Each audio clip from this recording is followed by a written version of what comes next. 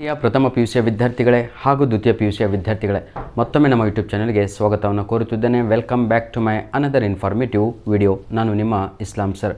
ಬಹಳ ವಿದ್ಯಾರ್ಥಿಗಳು ಸ್ಪೆಷಲಾಗಿ ನನ್ನ ಪ್ರಥಮ ಪಿಯುಸಿಯ ವಿದ್ಯಾರ್ಥಿಗಳು sir grammar one short video ಮಾಡಿಕೊಡಿ ಅಂತ ಕೇಳ್ತಾ ಇದ್ರಿ. ಕ್ಷಮಿಸಬೇಕು, 15 ದಿನಗಳಿಂದ ಯಾವುದೇ ರೀತಿಯಾದಂಥ ಫೇಸ್ ಟು ಫೇಸ್ ವಿಡಿಯೋಸ್ಗಳನ್ನು ನಾನು ಅಪ್ಲೋಡ್ ಮಾಡಲಿಲ್ಲ because of some other reasons. Anyhow, without wasting our time, let me start this video. ಈ ವಿಡಿಯೋ ಪ್ರಾರಂಭ ಮಾಡೋಕ್ಕಿಂತ ಮುಂಚಿತವಾಗಿ ಕೆಲವೊಂದು ಹಿಂಟ್ಸ್ಗಳನ್ನು ಕೊಡ್ತಾ ಇದ್ದೀನಿ. ಇದನ್ನು ನಾವು ಈ ವಿಡಿಯೋದಲ್ಲಿ ಏನಿದೆ ಅಂತ ಸಂಪೂರ್ಣವಾಗಿ ಹೇಳ್ತಾ ಇದ್ದೀನಿ. ಯಾಕಂದರೆ ಬಹಳ ಜನ ವಿಡಿಯೋ ಬಿಡೋ ಗ್ರಾಮರ್ ಅಲ್ಲ ಅಂತ ಬಿಟ್ಟು ಬಿಡ್ಬೋದು. ಏನು ಓದಿಲ್ವಾ ಅಂದರೂ ಕೂಡ ನೀವು 40 ಮಾರ್ಕ್ಸ್ ಈ ವಿಡಿಯೋವನ್ನು ನೋಡಿ ಈಸಿಯಾಗಿ ಸ್ಕೋರ್ ಮಾಡ್ಬೋದು. Without writing question and answers 40 marks ಕ್ಲಿಯರಾಗಿ 80 ಮಾರ್ಕ್ಸಿಗೆ ಇಂಗ್ಲೀಷ್ ಕ್ವಶನ್ ಪೇಪರ್ ಇರುತ್ತೆ. ನನ್ನ ಪ್ರೀತಿಯ ಪ್ರಥಮ ಪಿಯುಸಿಯ ವಿದ್ಯಾರ್ಥಿಗಳೇ, ಮತ್ತು ಸೆಕೆಂಡ್ ಇಯರ್ ಓಡೋಗ್ಬಿಟ್ಟಿದ್ದೀರಾ. ಸೆಕೆಂಡ್ ಇಯರಿಗೂ ಕೂಡ ಫಸ್ಟ್ ಇಯರ್ ಪಿ ಯು ಸಿಗೆ ಏನು ಗ್ರಾಮರ್ ಇದೆಯೋ ಆ್ಯಸ್ ಇಟ್ ಈಸ್ ನಿಮಗೂ ಕೂಡ ಇದೆ. ಆದರೆ ಅಲ್ಲಿ ಫಸ್ಟ್ ಇಯರಿಗೆ 3 ಮಾರ್ಕ್ಸ್ ಸಿಗಿದ್ರೆ ಅವೆಲ್ಲವೂ ಕೂಡ ನಿಮಗೆ ಪಾರ್ಟ್ ಡಿನಲ್ಲಿ 1 ಮಾರ್ಕಿಗೆ ಬರುತ್ತೆ. ತಾವುಗಳು ಕೂಡ ಈ ವಿಡಿಯೋವನ್ನು ನೋಡ್ಬೋದು. ನಿಮ್ಮ ಮನೆಯಲ್ಲಿ ಯಾರಾದರೂ ಕಾಂಪಿಟೇಟಿವ್ ಎಕ್ಸಾಮ್ಸ್ ಬರೀತಾ ಇದ್ದರೆ ಅವರಿಗೂ ಕೂಡ ಈ ಒಂದು ವಿಡಿಯೋ ಬಹಳ ಹೆಲ್ಪ್ಫುಲ್ ಆಗಲಿದೆ. ಎನಿಹೌ, ಬನ್ನಿ ಈಗ ನಾವು ಇವತ್ತು ನಿಮಗೆ ಇರುವಂಥ ಡೌಟ್ಸ್ಗಳನ್ನು ಕ್ಲಿಯರ್ ಮಾಡಿಕೊಂಡು ಸಂಪೂರ್ಣವಾಗಿ ಒನ್ ಶಾರ್ಟ್ ವಿಡಿಯೋದಲ್ಲಿ ನಿಮ್ಮ ಆ್ಯನ್ಯುವಲ್ ಎಕ್ಸಾಮಿಗೆ ನಿಮ್ಮ ಪ್ರಥಮ ಪಿ ಯು ಸಿಯ ಆರ್ಟ್ಸ್, ಸೈನ್ಸ್, ಕಾಮರ್ಸ್ ಎಲ್ಲ ವಿದ್ಯಾರ್ಥಿಗಳಿಗೂ ಇರುವಂಥ ಗ್ರಾಮರನ್ನು ಕ್ಲಿಯರಾಗಿ ಕೊಡ್ತಾ ಇದ್ದೇನೆ.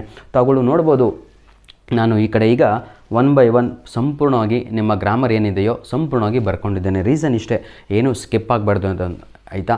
ಹಾಗಿದ್ರೆ ಕ್ವಶನ್ ನಂಬರ್ 11ಇಂದ ನಿಮಗೆ 1 to 10 MCQsಗಳು ಇರ್ತವೆ. ಕ್ವಶನ್ ನಂಬರ್ 11 ನಿಮ್ಮ ಆ್ಯನ್ಯುವಲ್ ಎಕ್ಸಾಮಲ್ಲಿ ಕ್ವಶನ್ ನಂಬರ್ 11 ನನ್ನ ಪ್ರೀತಿಯ ಪ್ರಥಮ ಪಿ ಯು ಸಿಯ ವಿದ್ಯಾರ್ಥಿಗಳೇ, ಕ್ವಶನ್ ನಂಬರ್ 11 ನಿಮಗೆಲ್ಲರಿಗೂ ಕೂಡ ಆರ್ಟಿಕಲ್ಸ್ ಇರುತ್ತೆ. ಆರ್ಟಿಕಲ್ಸ್ ಅಂದರೆ ಏನು ಅಂತ ಮೊದಲು ತಿಳ್ಕೊಬೇಕು. ಮೊದಲು ಸ್ವಲ್ಪ ನಿಧಾನವಾಗಿ ಹೋಗ್ತೇನೆ. ನೀವು ನನ್ನ ಕೈಗೆ ಗ್ರಿಪ್ ಸಿಕ್ಕಿದ ತಕ್ಷಣ ಜಂಪ್ ಮಾಡ್ತಾ ಹೋಗ್ತಾನೆ. ಯಾಕಂದರೆ ಮೊದಲು ನಮ್ಮ ನಡುವೆ ಇರುವಂಥ ಕಮ್ಯುನಿಕೇಷನ್ ಗ್ಯಾಪ್ ಇದೆ ಅಲ್ವಾ, ಅದು ಸ್ವಲ್ಪ ದೂರ ಆಗಬೇಕು. ನನ್ನ ಮೇಲೆ ಬಹಳ ಜನಕ್ಕೆ ನಂಬಿಕೆ ಇರಲ್ವಾ. ನಂಬಿಕೆ ಯಾವಾಗ ಬರುತ್ತೆ ಅಂದರೆ ಒಂದು ಕ್ವಶನ್ ಅರ್ಥ ಆದ ತಕ್ಷಣ ಈಸಿಯಾಗಿ ಹೇಳ್ಕೊಡ್ತಾರಲ್ವ ಅಂತ ಆ ನಂಬಿಕೆ ಬರಬೇಕು. ಮೊದಲು ನಮ್ಮ ಯೂಟ್ಯೂಬ್ ಚಾನಲ್ ಮೇಲೆ ಪ್ರೀತಿ ಬರಬೇಕು. ಪಾಠ ಮಾಡುತ್ತಿರೋ ಮೇಲೆ ನಂಬಿಕೆ ಇದ್ದರೆ ನಿಜವಾಗಿಯೂ ಪ್ರತಿಯೊಂದು ಕೂಡ ಅರ್ಥ ಆಗುತ್ತೆ. Anyhow, without wasting our time, let me start this video. Today we will discuss about articles. ಗ್ರಾಮರಲ್ಲಿ ಆರ್ಟಿಕಲ್ಸ್ ಬಗ್ಗೆ ಡಿಸ್ಕಸ್ ಮಾಡೋಣ. ಆರ್ಟಿಕಲ್ಸ್ ಅಂತ ಹೇಳಿದರೆ ಎ ಆ್ಯನ್ ದಿ. ನಮ್ಮ ಮಕ್ಕಳಿಗೆ ತೊಂದರೆ ಇರುವಂಥದ್ದು ಡ್ಯಾಶ್ ಕೊಟ್ಟಾಗ ಆ್ಯನ್ ಜಾಗದಲ್ಲಿ ಎ ಬರೆದಿರ್ತಾರೆ, ಎ ಜಾಗದಲ್ಲಿ ಆ್ಯನ್ ಬರೆದಿರ್ತಾರೆ, ಹಾಗೂ ದಿ ಯಾವಾಗ ಬರಿಬೇಕು ಅನ್ನೋದೇ ಇಲ್ಲಿ ಡೌಟ್ ಆಗ್ತಾಯಿದೆ. ಹಾಗಾಗಿ ಒಂದು ಈಸಿಯಾಗಿ ಶಾರ್ಟ್ಕಟ್ಟನ್ನು ಹೇಳ್ಕೊಡ್ತೀನಿ, ಕರೆಕ್ಟಾಗಿ ಕೇಳಿ. ಮೊದಲನೇದಾಗಿ ನಾವು ಈಗ ಎ ಬಗ್ಗೆ ಮಾತಾಡೋಣ, ಆಯಿತಾ? ಕ್ಲಿಯರ್ ಮೈ ಡಿಯರ್, ಬಹಳ ಈಸಿಯಾಗಿ ಹೋಗ್ತಾ ಇದ್ದೀನಿ. ಈಗ ನೋಡಿ, ಎ ನಾವು ಯಾವಾಗ ಯೂಸ್ ಮಾಡ್ತೀವಿ ಅಂದರೆ ಅದನ್ನು ನಾವು ಇಂಡೆಫಿನೆಟ್ ಆರ್ಟಿಕಲ್ ಅಂತ ಕರಿತೀವಿ. ಇಲ್ಲಿ 2 ರೀತಿಯಾದಂಥ ಆರ್ಟಿಕಲ್ ಇದೆ, ಒಂದು ಡೆಫಿನೆಟು, ಒಂದು ಇಂಡೆಫಿನೆಟ್. ಎಕ್ಸಾಮಿಗೆ ಏನು ಇವೆಲ್ಲ ಕೇಳಲ್ಲ, ಆದರೆ ಸ್ವಲ್ಪ ನಾಲೆಡ್ಜ್ ಇರಲಿ ನಿಮಗೆ ಅಂತ. ನೋಡಿ, ಈಗ ನಾನು ಎ ಬಗ್ಗೆ ಮಾತಾಡ್ತಾ ಇದ್ದೀನಿ. ಎನ್ನು ಯಾವಾಗ ಯಾವ ಫಿಲ್ಲಿಂದ ಬ್ಲ್ಯಾಂಕ್ಸಲ್ಲಿ ಬಳಸಬೇಕು ಅಂತ. ಯಾಕಂದರೆ ನಿಮಗೆ 2 ಮಾರ್ಕ್ಸಿಗೆ ಈ ಕ್ವಶನ್ ನಂಬರ್ 11 2 ಮಾರ್ಕ್ಸಿಗಿದೆ ನಿಮ್ಮ ಆ್ಯನ್ಯುವಲ್ ಎಕ್ಸಾಮಿಗೆ. ಏನಂತ ಇರುತ್ತೆ, ಫಿಲ್ಲಿಂದ ಬ್ಲ್ಯಾಂಕ್ಸ್ ವಿತ್ ಸೂಟಬಲ್ ಆರ್ಟಿಕಲ್ಸ್ ಅಂತ ಗಿವನಿಂದ ಬ್ರಾಕೆಟ್ ಅಂತ ಇರುತ್ತೆ. ಕೆಲವೊಮ್ಮೆ ಬ್ರಾಕೆಟಲ್ಲಿ ಎ ಆ್ಯಂಡ್ ದಿ ಅಂತಲೂ ಕೂಡ ಕೊಟ್ಟಿರಲ್ಲ, ಬರೀ ಆರ್ಟಿಕಲ್ಸ್ ಅಂತ ಕೊಟ್ಟಿರ್ತಾರೆ. ನಿಮಗೆ ಗೊತ್ತಿರಬೇಕು, ಕ್ವಶನ್ ನಂಬರ್ 11ನಲ್ಲಿ ಆನ್ಸರ್ ಎ ಬರುತ್ತೆ, ಆ್ಯನ್ ಬರಬೇಕು, ಇಲ್ಲ ದಿ ಬರಬೇಕು. ಇಷ್ಟು 3 ಬಿಟ್ಟರೆ ಯಾವುದೇ ಆನ್ಸರ್ ಬರುವುದಿಲ್ಲ. ಕ್ಲಿಯರ್? ಹಾಗಿದ್ರೆ ಈಗ ನೋಡಿ, ಡ್ಯಾಶ್ ಮ್ಯಾನ್ ಅಂತ ಇದೆ. ಅದೇ ಸೆಂಟೆನ್ಸು ಹೋಗ್ತಾ ಹೋಗ್ತಾ ಹೋಗ್ತಾ ಹೋಗ್ತಾ ಹೋಗ್ತಾ ಇನ್ನೊಂದು ಕಡೆ ಡ್ಯಾಶ್ ಮ್ಯಾನ್ ಅಂತ ಬರುತ್ತೆ. ಮತ್ತು ಡ್ಯಾಶ್ ಎಲಿಫೆಂಟ್ ಅಂತ ಇದೆ. ಅದೇ ಸೆಂಟೆನ್ಸ್ ಹೋಗ್ತಾ ಹೋಗ್ತಾ ಹೋಗ್ತಾ ಹೋಗ್ತಾ ಮತ್ತೆ ಡ್ಯಾಶ್ ಎಲಿಫೆಂಟ್ ಅಂತ ಇದೆ. ಈಗ ನೋಡಿ ಮಕ್ಕಳೇ, ಕ್ಲಿಯರಾಗಿ ಪಿಕ್ಚರನ್ನು ನಾನು ನಿಮಗೆ ಕೊಡ್ತಾ ಇದ್ದೇನೆ. 3 ಆರ್ಟಿಕಲನ್ನು ಯಾವ ರೀತಿಯಾಗಿ ಯೂಸ್ ಮಾಡ್ತೀನಿ ಅಂತ ಕರೆಕ್ಟಾಗಿ ನೋಡ್ಕೊಳ್ಳಿ. ಈಗ ಶಾರ್ಟ್ಕಟ್, ಸೆಂಟೆನ್ಸೇ ಓದ್ತಾ ಇಲ್ಲ ನಾನು, ಆದರೂ ಕೂಡ ಕರೆಕ್ಟಾಗಿ 100% ಆ್ಯನ್ಯುವಲ್ ಎಕ್ಸಾಮಲ್ಲಿ 2ಗೆ 2 ಮಾರ್ಕ್ಸ್ ಬರಬೇಕು, ಆ ರೀತಿಯಾಗಿ ಹೇಳ್ಕೊಡ್ತೇನೆ. ಸೆಂಟೆನ್ಸೇ ಇಲ್ಲ ಅಲ್ವಾ, ಕಾಣ್ತಾನೆ ಇಲ್ಲ, ಸ್ಟೋರಿ ಏನು ಅಂತಲೂ ಕೂಡ ಗೊತ್ತಿಲ್ಲ, ಆದರೆ ಕಾನ್ಸೆಪ್ಟ್ ತಿಳ್ಕೊಂಡವನು ಏನು ಮಾಡ್ತಾನೆ ಅಂದರೆ ಕರೆಕ್ಟಾಗಿ ಹೇಳ್ತಾನೆ. ಫಾರ್ ಎಕ್ಸಾಂಪಲ್, ನೀವು ಇಮ್ಯಾಜಿನ್ ಮಾಡಿ 2 ವೀಲರ್ ತಗೊಂಡು ಎಲ್ಲೋ ಒಂದು ಕಡೆ ಮಧ್ಯ ಕಾಡಿನಲ್ಲಿ ಗಾಡಿ ನಿಮ್ಮದು ಸ್ಟಾಪ್ ಆಗಿಬಿಡುತ್ತೆ. ಆವಾಗ ನೀವು, ನನ್ನ ಫ್ರೆಂಡು, ನಾನೇ ಗ್ಯಾರೇಜ್ನವನು, ನನಗೆ ಕಾಲ್ ಮಾಡ್ತೀರಾ, ಸರ್ ನಮ್ಮ ಗಾಡಿ ಹಿಂಗೆ ನಿಂತ್ಕೊಂಡ್ಬಿಟ್ಟಿದೆ, ಏನು ಮಾಡ್ಬೋದು ಸರ್? ಈಗ ಪ್ರೆಸೆಂಟಾಗಿ ನಾನು ಇಲ್ಲಿಂದ ಎಸ್ಕೇಪ್ ಆಗಬೇಕು, ನಾನು ಇಲ್ಲಿಂದ ಏನಾಗಬೇಕು, ಪಾರಾಗಿಬಿಟ್ಟು ಸಿಟಿ ಕಡೆಗೆ ಬರಬೇಕು ಸರ್ ಅಂತ ಹೇಳ್ತೀರಾ. ನಾನು ನಿಮ್ಮ ಗಾಡಿ ನೋಡಿಲ್ಲ, ಯಾವ ಗಾಡಿ ಗೊತ್ತಿಲ್ಲ, ಏನು ಗೊತ್ತಿಲ್ಲ, ಬರೇ ಏನು ಮಾಡ್ತಾಯಿದ್ದೀನಿ, ಗಾಡಿ ಪ್ರಾಬ್ಲಮ್ ಏನಾಗಿದೆ ಅಂತ ಕೇಳಿಬಿಟ್ಟು, ಹೌದಲ್ವಾ, ಕೇಳಿಸ್ಕೊಂಡಿದ್ದು ಸೊಲ್ಯೂಷನ್ ಇಲ್ಲಿಂದನೇ ಅಲ್ಲಿಗೆ ನಿಮಗೆ ಕೊಡ್ತಾಯಿದ್ದೀನಿ. ಹಾಗಿದ್ರೆ ವಿತೌಟ್ ನೋಯಿಂಗ್ ದಿ ಸೆಂಟೆನ್ಸ್, ಸೆಂಟೆನ್ಸೇ ಗೊತ್ತಿಲ್ಲ, ಆದರೂ ಕೂಡ ಕರೆಕ್ಟ್ 100% ಆನ್ಸರ್ ಹೇಗೆ ಬರೆಯೋದು ಅಂತ ಹೇಳ್ಕೊಡ್ತೀನಿ. ಮ್ಯಾನ್ ಎಷ್ಟು ಸಲ ರಿಪೀಟ್ ಆಗಿದೆ? 2 ಸಲ ರಿಪೀಟ್ ಆಗಿದೆ. ಮೊದಲು ಮ್ಯಾನು ಅಂತ ಬಂದಿದೆ ಅಲ್ವಾ, ಅದು ನಮಗೆ ಇಂಡೆಫಿನೆಟ್ ಅಂತ, ಅಪರಿಚಿತ ವ್ಯಕ್ತಿ ಅಂತ. ಅದನ್ನು ನಾವು ಸ್ಟ್ರೇಂಜರ್ ಅಂತ ಕರಿತೀವಿ. ಸ್ಟ್ರೇಂಜರ್ ಅಂತ ಇದ್ದಾಗ ನಮಗೆ ಎ ಅಂತ ಬರಬೇಕು. ಅನಾಮಿಕ ಮೊದಲನೇದಾಗಿ ನಾವು ಬರೆಯುವ ಸಮಯದಲ್ಲಿ ಇಂಡೆಫಿನೆಟ್ ಆರ್ಟಿಕಲನ್ನು ಯೂಸ್ ಮಾಡಬೇಕು. ಅದೇ ಮನುಷ್ಯ ಸೆಂಟೆನ್ಸಲ್ಲಿ ಮತ್ತೆ ಬಂದಾಗ ಆವಾಗ ದಿ ಅಂತ ಬರಿಬೇಕು. ನೋಡಿ ಎಷ್ಟು ಈಸಿ ಆಯಿತು. ಏನು ಕಲೀಲಿಲ್ಲ ನಾವು, ಗ್ರಾಮರ್ ರೂಲ್ಸು ಕಲೀಲಿಲ್ಲ. ವೆನ್ ಟು ಯೂಸ್ ಎ ನಮಗೂ ಗೊತ್ತಿಲ್ಲ, ವೆನ್ ಟು ಯೂಸ್ ದಿ ಗೊತ್ತಿಲ್ಲ, ಆದರೆ ಕನ್ನಡದಲ್ಲಿ ಕರೆಕ್ಟಾಗಿ ಇವತ್ತು ತಿಳ್ಕೊಂಡ್ವಿ. ಮೊದಲನೆಯ ಬಾರಿಗೆ ಅನಾಮಿಕ ವ್ಯಕ್ತಿಯನ್ನು ಅಂದರೆ ಅನ್ನೋನ್ ಪರ್ಸನನ್ನು ನಾವು ನೋಡಿದಾಗ ಹಿ ಈಸ್ ಅ ಸ್ಟ್ರೇಂಜರ್ ಅಂತ ಹೇಳಬೇಕು. ಅ ಅಂತ ನೋಡಿ, ಎ ಅಂತ ಹೇಳಿದರೆ ಅದು ಒನ್ ಅಂತ. ಕ್ಲಿಯರ್ ಮೈ ಡಿಯರ್, ಅದನ್ನು ಕೂಡ ನೆನ್ಪಿಟ್ಕೊಳ್ಳಿ. ಎ ಮ್ಯಾನ್ ಅಂತ ಇತ್ತು, ದಿ ಮ್ಯಾನ್ ಅಂತ ಇತ್ತು. ಹಾಗಿದ್ರೆ ಎ ಎಲಿಫೆಂಟ್ ಅಂತ ಬರುತ್ತಾ? ಬರಲ್ಲ. ಇಲ್ಲಿ ಆ್ಯನ್ ಎಲಿಫೆಂಟ್ ಅಂತ ಬರುತ್ತೆ. ಏನು ಸರ್ ಒಂದೇ ಸಲ ಜಂಪಾಗ್ಬಿಟ್ರೆ ಆ್ಯನಿಗೆ? ಇದು ಓವೆಲ್ ಸೌಂಡು ಮಕ್ಕಳೇ, ಓವೆಲ್ ಸೌಂಡು. ಇಷ್ಟು ಕಾನ್ಸೆಪ್ಟ್ ಇರಬೇಕು ನಿಮಗೆ, ಆಯಿತಾ? A E I O U ಇದನ್ನು ನಾವು ಓವೆಲ್ ಸೌಂಡ್ಸ್ ಅಂತ ಕರಿತೀವಿ. ಓವೆಲ್ ಲೆಟರ್ಸ್ ಎಲ್ಲ ಸೌಂಡ್ಸ್ ಆಲಿಫೆಂಟ್ ಅಂತ. ಹಾಗಾಗಿ ಇಲ್ಲಿ ಆ್ಯನ್ ಅಂತ ಯೂಸ್ ಮಾಡಬೇಕು. ಅದೇ ಎಲಿಫೆಂಟು ಮತ್ತೆ ನಮ್ಮ ಪ್ಯಾಸೇಜಲ್ಲಿ ಬಂದಾಗ ಇಲ್ಲಿ ನಾವು ದಿ ಅಂತ ಬಳಸ್ತೀವಿ. ಮುಗೀತಲ್ರಿ. Usage of a and the ಮೂರು ಕೂಡ ಕರೆಕ್ಟಾಗಿ ನಿಮಗೆ ನಾನು ಹೇಳ್ಕೊಟ್ಟಿದ್ದೇನೆ 100%. ಇದು ಒಂದು question part D second year PUC ಮೊದಲನೆಯ ಪ್ರಶ್ನೆ ಇದೇ ಆಗಿರುತ್ತೆ. ಎ ಆ್ಯಂಡ್ ದಿ ನಿಮಗೆ ಬಂದೇ ಬರುತ್ತೆ ಎಕ್ಸಾಮಲ್ಲಿ. ಹಾಗೂ ನಮ್ಮ ಪ್ರಥಮ PUC ವಿದ್ಯಾರ್ಥಿಗಳಿಗೆ 2 ಮಾರ್ಕ್ಸಿಗೆ ಕ್ವಶನ್ ನಂಬರ್ 11ನಲ್ಲಿ ಈ ಒಂದು ಕ್ವಶನ್ ಇರುತ್ತೆ. ಎಲ್ಲರಿಗೂ ಕ್ಲಿಯರ್ ಆಗಿದೆ ಅಂದ್ಕೊಂಡಿದ್ದೀನಿ. ಹಾಗಿದ್ರೆ ಕೆಲವೊಂದು ಹೋಮ್ವರ್ಕನ್ನು ನಾನು ನಿಮಗೋಸ್ಕರ ರೆಡಿ ಮಾಡಿದ್ದೇನೆ. ಈ ಹೋಮ್ವರ್ಕು ಯಾರಿಗೆಲ್ಲ ಆಯಿತಾ? ಹೋಮ್ವರ್ಕ್ ಅಂದರೆ ಅರ್ಥ ಆಯಿತಾ? ತಾವುಗಳು ದಯವಿಟ್ಟು ಕಮೆಂಟ್ ಮುಖಾಂತರ ಅರ್ಥ ಆಗಿದೆಯೋ ಇಲ್ಲೋ ಅಂತ ನನಗೆ ಖುಷಿ ಆಗುತ್ತೆ. ಇದು ನಿಮ್ಮ ಹೋಮ್ವರ್ಕು. ಆರ್ಟಿಕಲ್ಸಿಗೆ 2 ಕ್ವಶನ್ನು ಜಾಸ್ತಿ ಕೊಡಲ್ಲ, ನಿಮಗೆ ಅರ್ಥ ಆಗಿದೆ ಅಂತ ನನಗೆ ಖುಷಿ ಆಗುತ್ತೆ. ಬನ್ನಿ ಈಗ ನಾನು ನಿಮಗೆ ಆ್ಯನ್ ಬಗ್ಗೆ ಸ್ವಲ್ಪ ಇನ್ನೊಂದು ಇನ್ಫಾರ್ಮೇಷನ್ ಕೊಡಬೇಕಿತ್ತು. ನೋಡಿ, ಆ್ಯನ್ ಬರುವಂಥದ್ದು ಓವೆಲ್ ಸೌಂಡ್ ಅಲ್ವಾ? Dash MLA dash MA dash apple. ನೋಡಿ, ಹೌದಲ್ವಾ? ಡ್ಯಾಶ್ ಇಂಪಾರ್ಟೆಂಟ್ ಎರಡು ನಾನೇ ನಿಮಗೆ ತೋರಿಸ್ಕೊಡ್ತೇನೆ. ನೋಡಿ, ಡ್ಯಾಶ್ ಇಂಪಾರ್ಟೆಂಟ್ ಅಂತ ಇದೆ, ಆ್ಯನ್ ಇಂಪಾರ್ಟೆಂಟ್ ಅಂತ ಬರಬೇಕು. ಡ್ಯಾಶ್ ಆ್ಯಪಲ್, ಆ್ಯನ್ ಆ್ಯಪಲ್, ಒಂದು ಅಂತ. ಎ ಅಂದರು 1 ಅಂತ, ಆ್ಯನ್ ಅಂದರೂ ಕೂಡ 1 ಅಂತ ಮಕ್ಕಳೇ. ಹಾಗಿದ್ರೆ MLA ಅಂತ ಇದೆ, MA ಅಂತ ಇದೆ. ಹಾಗಿದ್ರೆ ಸರ್ ಆ್ಯನ್ ಅಂತ ಬಳಸೋದು ಓವೆಲ್ ಸೌಂಡ್ ಅಲ್ವಾ? A E I O U. ಇಲ್ಲಿ ನೋಡಿದರೆ ಎಮ್ ಕಾಣ್ತಾ ಇದೆ. ಹಾಗಿದ್ರೆ ಇದಕ್ಕೆ ಓವೆಲ್ ಸೌಂಡ್ ಬಳಸಬೇಕಾ ಅಂತ ಇಲ್ಲಿ ನಾವು ಆಯಿತಾ ವಿ ಗಿವ್ ಇಂಪಾರ್ಟೆನ್ಸ್ ಟು ಸೌಂಡಿಗೆ, ನಾಟ್ ಟು ದ ಲೆಟರ್ಸನ್ನು ನೋಡುವಂಥದ್ದೆಲ್ಲ ಪ್ರೊನೌನ್ಸಿಯೇಷನ್. ನೋಡಿ, MLA ಅಂತ ಆ ಅಂತ ಹೇಳ್ತೀವಲ್ವ, ಆ ಅಂತ ಹೇಳಿದರೆ ಓವೆಲ್ ಸೌಂಡು. ಹಾಗಾಗಿ MA ಇರುವಂಥದ್ದು ಆ್ಯನ್ ಅಂತಾಗುತ್ತೆ. This is your homework. Dash MLA ಅಂತ ಇದೆ. ದಯವಿಟ್ಟು ಇದಕ್ಕೆ ಆನ್ಸರ್ ಏನು ಅಂತ ತಾವುಗಳು ಕಮೆಂಟ್ ಮುಖಾಂತರ ನನಗೆ ತಿಳಿಸಬೇಕು. ಸೆಕೆಂಡ್ ಹೋಮ್ವರ್ಕ್ ಮೈ ಡಿಯರ್ ಚಿಲ್ಡ್ರನ್, ಇನ್ನೊಂದು ತೆಗೆದುಕೊಂಡು ಬಂದಿದ್ದೆ ನಾನು ನಿಮಗೆ. ಕಾನ್ಸೆಪ್ಟ್ ಆಫ್ ದಿನಲ್ಲಿ ನಾನು ನಿಮಗೆ ಸ್ವಲ್ಪ ಕಾನ್ಸೆಪ್ಟನ್ನು ತಿಳಿಸ್ಬಿಡ್ತೇನೆ. 3 ಕಾನ್ಸೆಪ್ಟ್ಗಳು ಇದ್ದಾವೆ. ದಿಯನ್ನು ಯಾವಾಗ ಬಳಸ್ತೀವಿ ಅಂದರೆ ರಿವರ್ಸ್. ದಿಯನ್ನು ಯಾವಾಗ ಬಳಸ್ತೀವಿ ಅಂದರೆ ಯೂನಿವರ್ಸಲ್ ಟ್ರುತ್. ಯೂನಿವರ್ಸಿಟಿ ಅಲ್ಲ, ಯೂನಿವರ್ಸಲ್ ಟ್ರುತ್ ಅಂತ. ಈಗ ರಿವರಿನ ನೇಮಿನ ಹಿಂದೆ ಅಂದರೆ ಗಂಗಾ ಏನಂತ ಬರೀಬೇಕು? ದಿ ಗಂಗಾ ಅಂತಲೇ ಇರಬೇಕು. Clear? The Ganga. Dash Yamuna ಅಂತ ಇದೆ, ಇದು ಯಮುನಾ. ಇದನ್ನು ನೀವು ನನಗೆ ಹೋಮ್ವರ್ಕು ನಿಮಗೆ ಎಲ್ಲರೂ ಕೂಡ ಕಳಿಸ್ಬೇಕು. ಈಗ ಏನಿದು ಯೂನಿವರ್ಸಲ್ ಟ್ರುತ್ ಅಂತ ಇದೆ. ಈಗ ಸನ್ನು ಸೂರ್ಯ, ದಿ ಸನ್ ಅಂತಲೇ ಬರಿಬೇಕು. ಯಾವುದೇ ಕಾರಣಕ್ಕೂ ಎ ಸನ್ ಅಂತ ಹೇಳುವ ಹಾಗೆ ಇಲ್ಲ, ಯಾಕಂದರೆ ಯೂನಿಕ್ ಅಂತ ಕರಿತೀವಿ. ಹಾಗಿದ್ರೆ ಡ್ಯಾಶ್ ಮೂನ್ ಅಂತ ಇದೆ. ಇದನ್ನು ನೀವು ನನಗೆ ಕಮೆಂಟ್ ಮುಖಾಂತರ ಆನ್ಸರನ್ನು ಕಳಿಸಬೇಕು. ನಾವು this part is completed. Article ಸಾಕು ಸರ್, ಯಾಕಂದರೆ ಭಾಳ more than 5 minutes I took. Extremely I am sorry. ನನ್ನ ಉದ್ದೇಶ ಇಷ್ಟ ಇರುವಂಥದ್ದು. ಬನ್ನಿ ವಿದ್ಯಾರ್ಥಿಗಳೇ, ಈಗ ಡೈರೆಕ್ಟಾಗಿ ನಾವು ಕ್ವಶನ್ ನಂಬರ್ 12ಗೆ ಹೋಗೋಣ. ಪ್ರಥಮ PUC ವಿದ್ಯಾರ್ಥಿಗಳೇ, ಪ್ರಿಪೋಸಿಷನ್ಸ್ ಅಂತ ಇದೆ. ಪ್ರಿಪೋಸಿಷನ್ಸ್ ನೋಡ್ರೋ. ಪ್ರಿಪೋಸಿಷನ್ಸ್ ಅಂದರೆ ಸ್ವಲ್ಪ ಕಾನ್ಸೆಪ್ಟನ್ನು ತಿಳ್ಕೊಂಬಿಡಿ. ಕ್ಷಮಿಸ್ರಿ ಆಯಿತಾ? ಒಂದು ಅರ್ಧ ಗಂಟೆ ಕೊಡ್ರೋ, ನಿಜವಾಗಿಯೂ ಹೇಳ್ತೀನಿ. ಹಾಫ್ ಆನ್ ಅವರ್ ನೀವು ಕೊಟ್ಟಿದ್ದೆ ಆದರೆ ಎಕ್ಸಾಮಲ್ಲಿ 40 ಮಾರ್ಕ್ಸ್ ಹಾಕೊಂಡ್ರು. ವರ್ಷ ಇಡೀ ಕೂತ್ಕೊಂಡು ಓದ್ತೀರಾ, ಫುಲ್ ಇಯರ್ ಓದ್ತೀರಾ, ಫೇಲ್ ಆಗ್ತೀರಾ ಇಂಗ್ಲೀಷು. ಯಾಕೆ ಫೇಲ್ ಆಗ್ತಾಯಿದ್ದೀರಾ? ನಾನು ಹೇಳ್ತೀನಲ್ವಾ, ಒಂದು video will change your mindset, one video will change your marks, one video will bring happiness, will bring smile to on your face. Anyhow, ಯಾಕೆ ಹೇಳಿದೆ ಗೊತ್ತಾ, ಇಷ್ಟೊತ್ತನ್ನು ನಾನು ಈಗ ನಿಮಗೆ ಪ್ರಿಪೋಸಿಷನ್ಸನ್ನು ಯೂಸ್ ಮಾಡಿದೆ ಇಂಗ್ಲೀಷ್ ಸೆಂಟೆನ್ಸಲ್ಲಿ, ಅದನ್ನು ಎಕ್ಸಾಂಪಲ್ಲಾಗಿ ತಿಳಿಸ್ತೀನಿ. ಈ ಪ್ರಿಪೋಸಿಷನ್ಸ್ ಎಷ್ಟು ಈಸಿ ಇದೆ ಅಂದರೆ ನೋಡಿ, ಒಂದು ಎಕ್ಸಾಮಿಗೆ ಬರುವಂಥದ್ದು ಆನು, ಇನ್ನೊಂದು ಯಾವುದು ಬರುತ್ತೆ ಅಂದರೆ ಇನ್ನೊಂದು ಯಾವುದು ಬರುತ್ತೆ ಗೊತ್ತಾ, ಅದು ಇನ್ಸೈಡ್ ಅಂತ. ಇನ್ನೊಂದು ಬಹಳ ನಿಮಗೆ ಕನ್ಫ್ಯೂಷನ್ ಆಗುವಂಥದ್ದು ಅದು ಬೈ ಅಂತ. ಇದು ಬಹಳ ಸಲ ರಿಪೀಟ್ ಆಗಿರುವಂತಹ ನಿಮ್ಮ ಆ್ಯನ್ಯುವಲ್ ಎಕ್ಸಾಮಲ್ಲಿ ಪ್ರಶ್ನೆಗಳು. ಹಾಗಿದ್ರೆ ಆನ್ ಯಾವಾಗ ಬರುತ್ತೆ, ಇನ್ ಯಾವಾಗ ಬರುತ್ತೆ, ಇನ್ಸೈಡ್ ಯಾವಾಗ ಬರುತ್ತೆ, ಬೈ ಯಾವಾಗ ಬರುತ್ತೆ, ಅದು ನಮಗೆ ಬೇಕಾಗಿರುವಂತಹ ಪ್ರಶ್ನೆಗಳು. ನೋಡಿ, ಇದನ್ನು ನಾನು ನಿಮಗೆ ಕ್ಲಿಯರ್ ಮಾಡಿಬಿಡ್ತೇನೆ ಒಂದೇ ಒಂದು ಎಕ್ಸಾಂಪಲ್ ತಗೊಂಡು. ನೋಡಿ, ಇಸ್ಲಾಂ ಬರೀ ಏನಂದೇ ತಗೊಂಡ್ರೆ ಬೇಜಾರಾಗ್ಬಿಡ್ತೀರಾ. ಯಾರೋ ಶಿಲ್ಪ ಅನ್ಕೊಳ್ಳಿ, ಶಿಲ್ಪ ಆಯಿತಾ, ಕೇಮ್ ಡ್ಯಾಶ್ ಬಸ್. ಈಗ ಇದು ನಿಮ್ಮ ಎಕ್ಸಾಮು. ಆನ್ ಬರುತ್ತೋ, ಇನ್ ಬರುತ್ತೋ, ಇನ್ಸೈಡ್ ಬರುತ್ತೋ, ಬೈ ಬರುತ್ತೋ ಅಂತ. ನೋಡಿ, Shilpa came on bus, Shilpa came in bus, Shilpa came inside bus, Shilpa came by bus. ಯಾವುದು ಇದರಲ್ಲಿ ಆನ್ಸರ್ ಅಂದರೆ ನಿಜವಾದ ಆನ್ಸರು ಅದು ಬೈ ಆಗಿರುತ್ತೆ.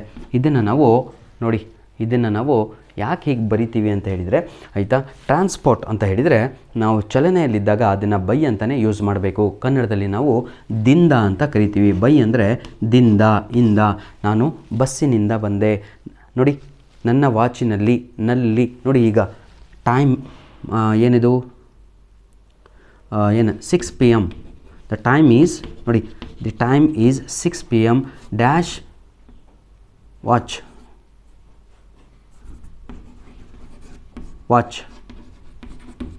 ನೋಡಿ, the time is 6 PM dash my watch ಅಂತ ಇದೆ. In my watch, on my watch, inside my watch, by my watch ಅಂತ ಇದೆ. ಇದಕ್ಕೂ ಕೂಡ ನನ್ನ ಪ್ರೀತಿಯ ವಿದ್ಯಾರ್ಥಿಗಳೇ 100% ಸರಿಯಾದ ಉತ್ತರ ಬೈ ಮೈ ವಾಚ್ ಅಂತ. ಆದರೆ ಎಲ್ಲರೂ ಕೂಡ ಇನ್ ಮೈ ವಾಚ್ ಅಂತಲೇ ಬರೀತೀರ. ನೀವಲ್ಲ, ನಾನು ಕೂಡ ಬರೆದಿದ್ದೆ ಕಾಂಪಿಟೇಟಿವ್ ಎಕ್ಸಾಮ್ಸಲ್ಲಿ. ಸರಿಯಾದ ಉತ್ತರ ಅದು ಬೈ ಆಗಿರುತ್ತೆ. ಹಾಗಿದ್ರೆ ಇನ್ನನ್ನು ಯಾವಾಗ ಬಳಸಬೇಕು ಅಂತ ನಾನು ನಿಮಗೆ ಸ್ವಲ್ಪ ಹೇಳ್ಕೊಡ್ತೇನೆ, ಕರೆಕ್ಟಾಗಿ ಕೇಳಿ. ಇನ್ನು ಯಾವಾಗ ಬರುತ್ತೆ ಅಂದರೆ ಲಿಮಿಟೆಡ್ ಸ್ಪೇಸ್ ಇದ್ದಾಗ. ಫಾರ್ ಎಕ್ಸಾಂಪಲ್, ಈಗ ನೋಡಿ, ಈಗ ನನ್ನ ಹತ್ರ ಕೆಲವೊಂದು ಪೇಪರ್ಸ್ಗಳು ಇದ್ದಾವೆ ಅಂದ್ಕೊಳ್ಳಿ, ಆಯಿತಾ, ಪೇಪರ್ಸ್ ಇದೆ. ಇದು ಈಗ ಬೇಡ, ಪೆನ್ನು ನೋಡಿ, ಈಗ ಪೆನ್ ಇದೆ, ಚಾಕ್ ಪೀಸ್ ಇದೆ.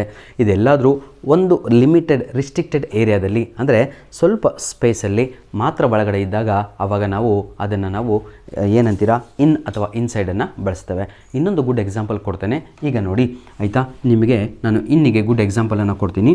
She was sitting dash the train. ಇದಕ್ಕೀಗ she was sitting dash the train ಅಂತ ಇದೆ. ಬೈ ಬರುತ್ತೋ, ಇನ್ಸೈಡ್ ಬರುತ್ತೋ, ಇನ್ ಬರುತ್ತೋ, ಆನ್ ಬರುತ್ತೋ, ಏನು ಬರುತ್ತೆ ಅಂತ ನೋಡಿ. She was sitting in the ಟ್ರೈನೇ 100% ಸರಿಯಾದ ಉತ್ತರ. ಇನ್ ದ ಟ್ರೈನೇ 100% ಇನ್ ದ ಟ್ರೈನ್. ಯಾಕಂದರೆ ಇನ್ ಅನ್ನುವಂಥದ್ದು ನಿಮಗೆ ಪೊಸಿಷನನ್ನು ಇದು ಕೊಡುತ್ತೆ, ಅಂದರೆ ಎಲ್ಲಿ ಇದೆ ಅಂತ. ಈಗ ನಾನು ಪೆನ್ನನ್ನು ಇಟ್ಕೊಂಡ್ರೆ ಅದನ್ನು ಇನ್ಸೈಡ್ ದ ಪಾಕೆಟ್ ಅಂತ ಕರಿತೀವಿ. ಕ್ಲಿಯರ್. ಆನನ್ನು ಬಳಸುವಂಥದ್ದು ಅದು ಮೇಲೆ ಅಂತ ಕರಿತೀವಿ ಕನ್ನಡದಲ್ಲಿ. ನೋಡಿ, ಈಗ ಬೋರ್ಡಿನ ಮೇಲೆ ಬರೀತಾ ಇದ್ದಾರೆ. Clear. The book is on the table, the chalk piece is on the palm. Clear. ಮೇಲೆ ಇರುವಂಥದ್ದನ್ನು ನಾವು ಟಚ್, ಸರ್ಫೇಸು ಟಚ್ ಆಗಿದ್ದರೆ ಅದನ್ನು ನಾವು ಏನಂತ ಕರಿತೀವಿ, ಮೂಮೆಂಟಲ್ಲಿಲ್ಲ. ಇದು ನೋಡಿ, ಹೀಗೆ ಇಟ್ಕೊಂಡಿದ್ದೀನಿ, ರೆಸ್ಟ್ ಪೊಸಿಷನಲ್ಲಿದೆ. ಇದನ್ನು ನಾವು ಆನ್ ಅಂತ ಬಳಸಬೇಕು. Clear. The book is on the table ಅಂತಲೇ ಹೇಳಬೇಕು. ಇದೇ ಜಾಗದಲ್ಲಿ ಅಪಾನ್ ಅಂತ ಬಂದರೆ ನಿಮಗೆ ಎಕ್ಸಾಮಲ್ಲಿ ಏನಾದರೂ ಅಪಾನ್ ಅಂತ ಯಾವಾಗ ಬರುತ್ತೆ ಅಂದರೆ ನೋಡಿ, ಈಗ ಇದನ್ನು ಕ್ಯಾಟ್ ಅಂತ ಅಂದ್ಕೊಳ್ಳಿ. The cat jumps upon the table. ಬೆಕ್ಕು. Clear. The cat jumps upon the table. ಇದನ್ನು ನಾವು ಅಪಾನ್ ಅಂತ ಕರಿತೀವಿ. Clear my dear children. On ಯಾವಾಗ ಬಳಸ್ತೀವಿ ಅಂದರೆ ನಾನು ಆನು ರೆಸ್ಟ್ ಪೊಸಿಷನಲ್ಲಿ ಮೇಲ್ಗಡೆ ಇದ್ದಾಗ ಹೇಳ್ತೇವೆ. ಅಪಾನನ್ನು ನಾವು the cat jumps on the table, wrong answer. Upon the table is the right answer. ಎಲ್ಲರಿಗೂ ಕೂಡ ಡಿಫ್ರೆನ್ಸ್ ನಿಮಗೆ ಗೊತ್ತಾಯಿತು ಅನಿಸುತ್ತೆ. ಇದಕ್ಕೂ ಕೂಡ ಒಂದು ಹೋಮ್ವರ್ಕನ್ನು ರೆಡಿ ಮಾಡಿದ್ದೇನೆ. ಹೋಪ್ ಎಲ್ಲರೂ ಕೂಡ ವಿಡಿಯೋ ನೋಡ್ತಾ ಇದ್ದೀರಾ ಅಂದ್ಕೊಂಡಿದ್ದೀನಿ. ಬೇಜಾರು ಯಾರು ಕೂಡ ಆಗಬಾರ್ದು. ನಿಮಗೋಸ್ಕರ ಒಂದು ಪ್ರಶ್ನೆ ಏನು ಕೊಡೋಣ, ಕ್ವಶನ್ ನಂಬರ್ ಎಸ್. ಬನ್ನಿ ಈಗ. A big city dash the valley. ಇದಕ್ಕೆ ಇನ್ ಬರುತ್ತೋ, ಆನ್ ಬರುತ್ತೋ, ಬೈ ಬರುತ್ತೋ, ಇನ್ಸೈಡ್ ಬರುತ್ತೋ, ಇದನ್ನು ನನಗೆ ಕಮೆಂಟ್ ಮುಖಾಂತರ ತಿಳಿಸಿ. ನೆಕ್ಸ್ಟ್ ಮೈ dear children, let us move. ಇದು ನಿಮಗಿರುವಂಥದ್ದು 3 ಮಾರ್ಕ್ಸಿಗಿದೆ.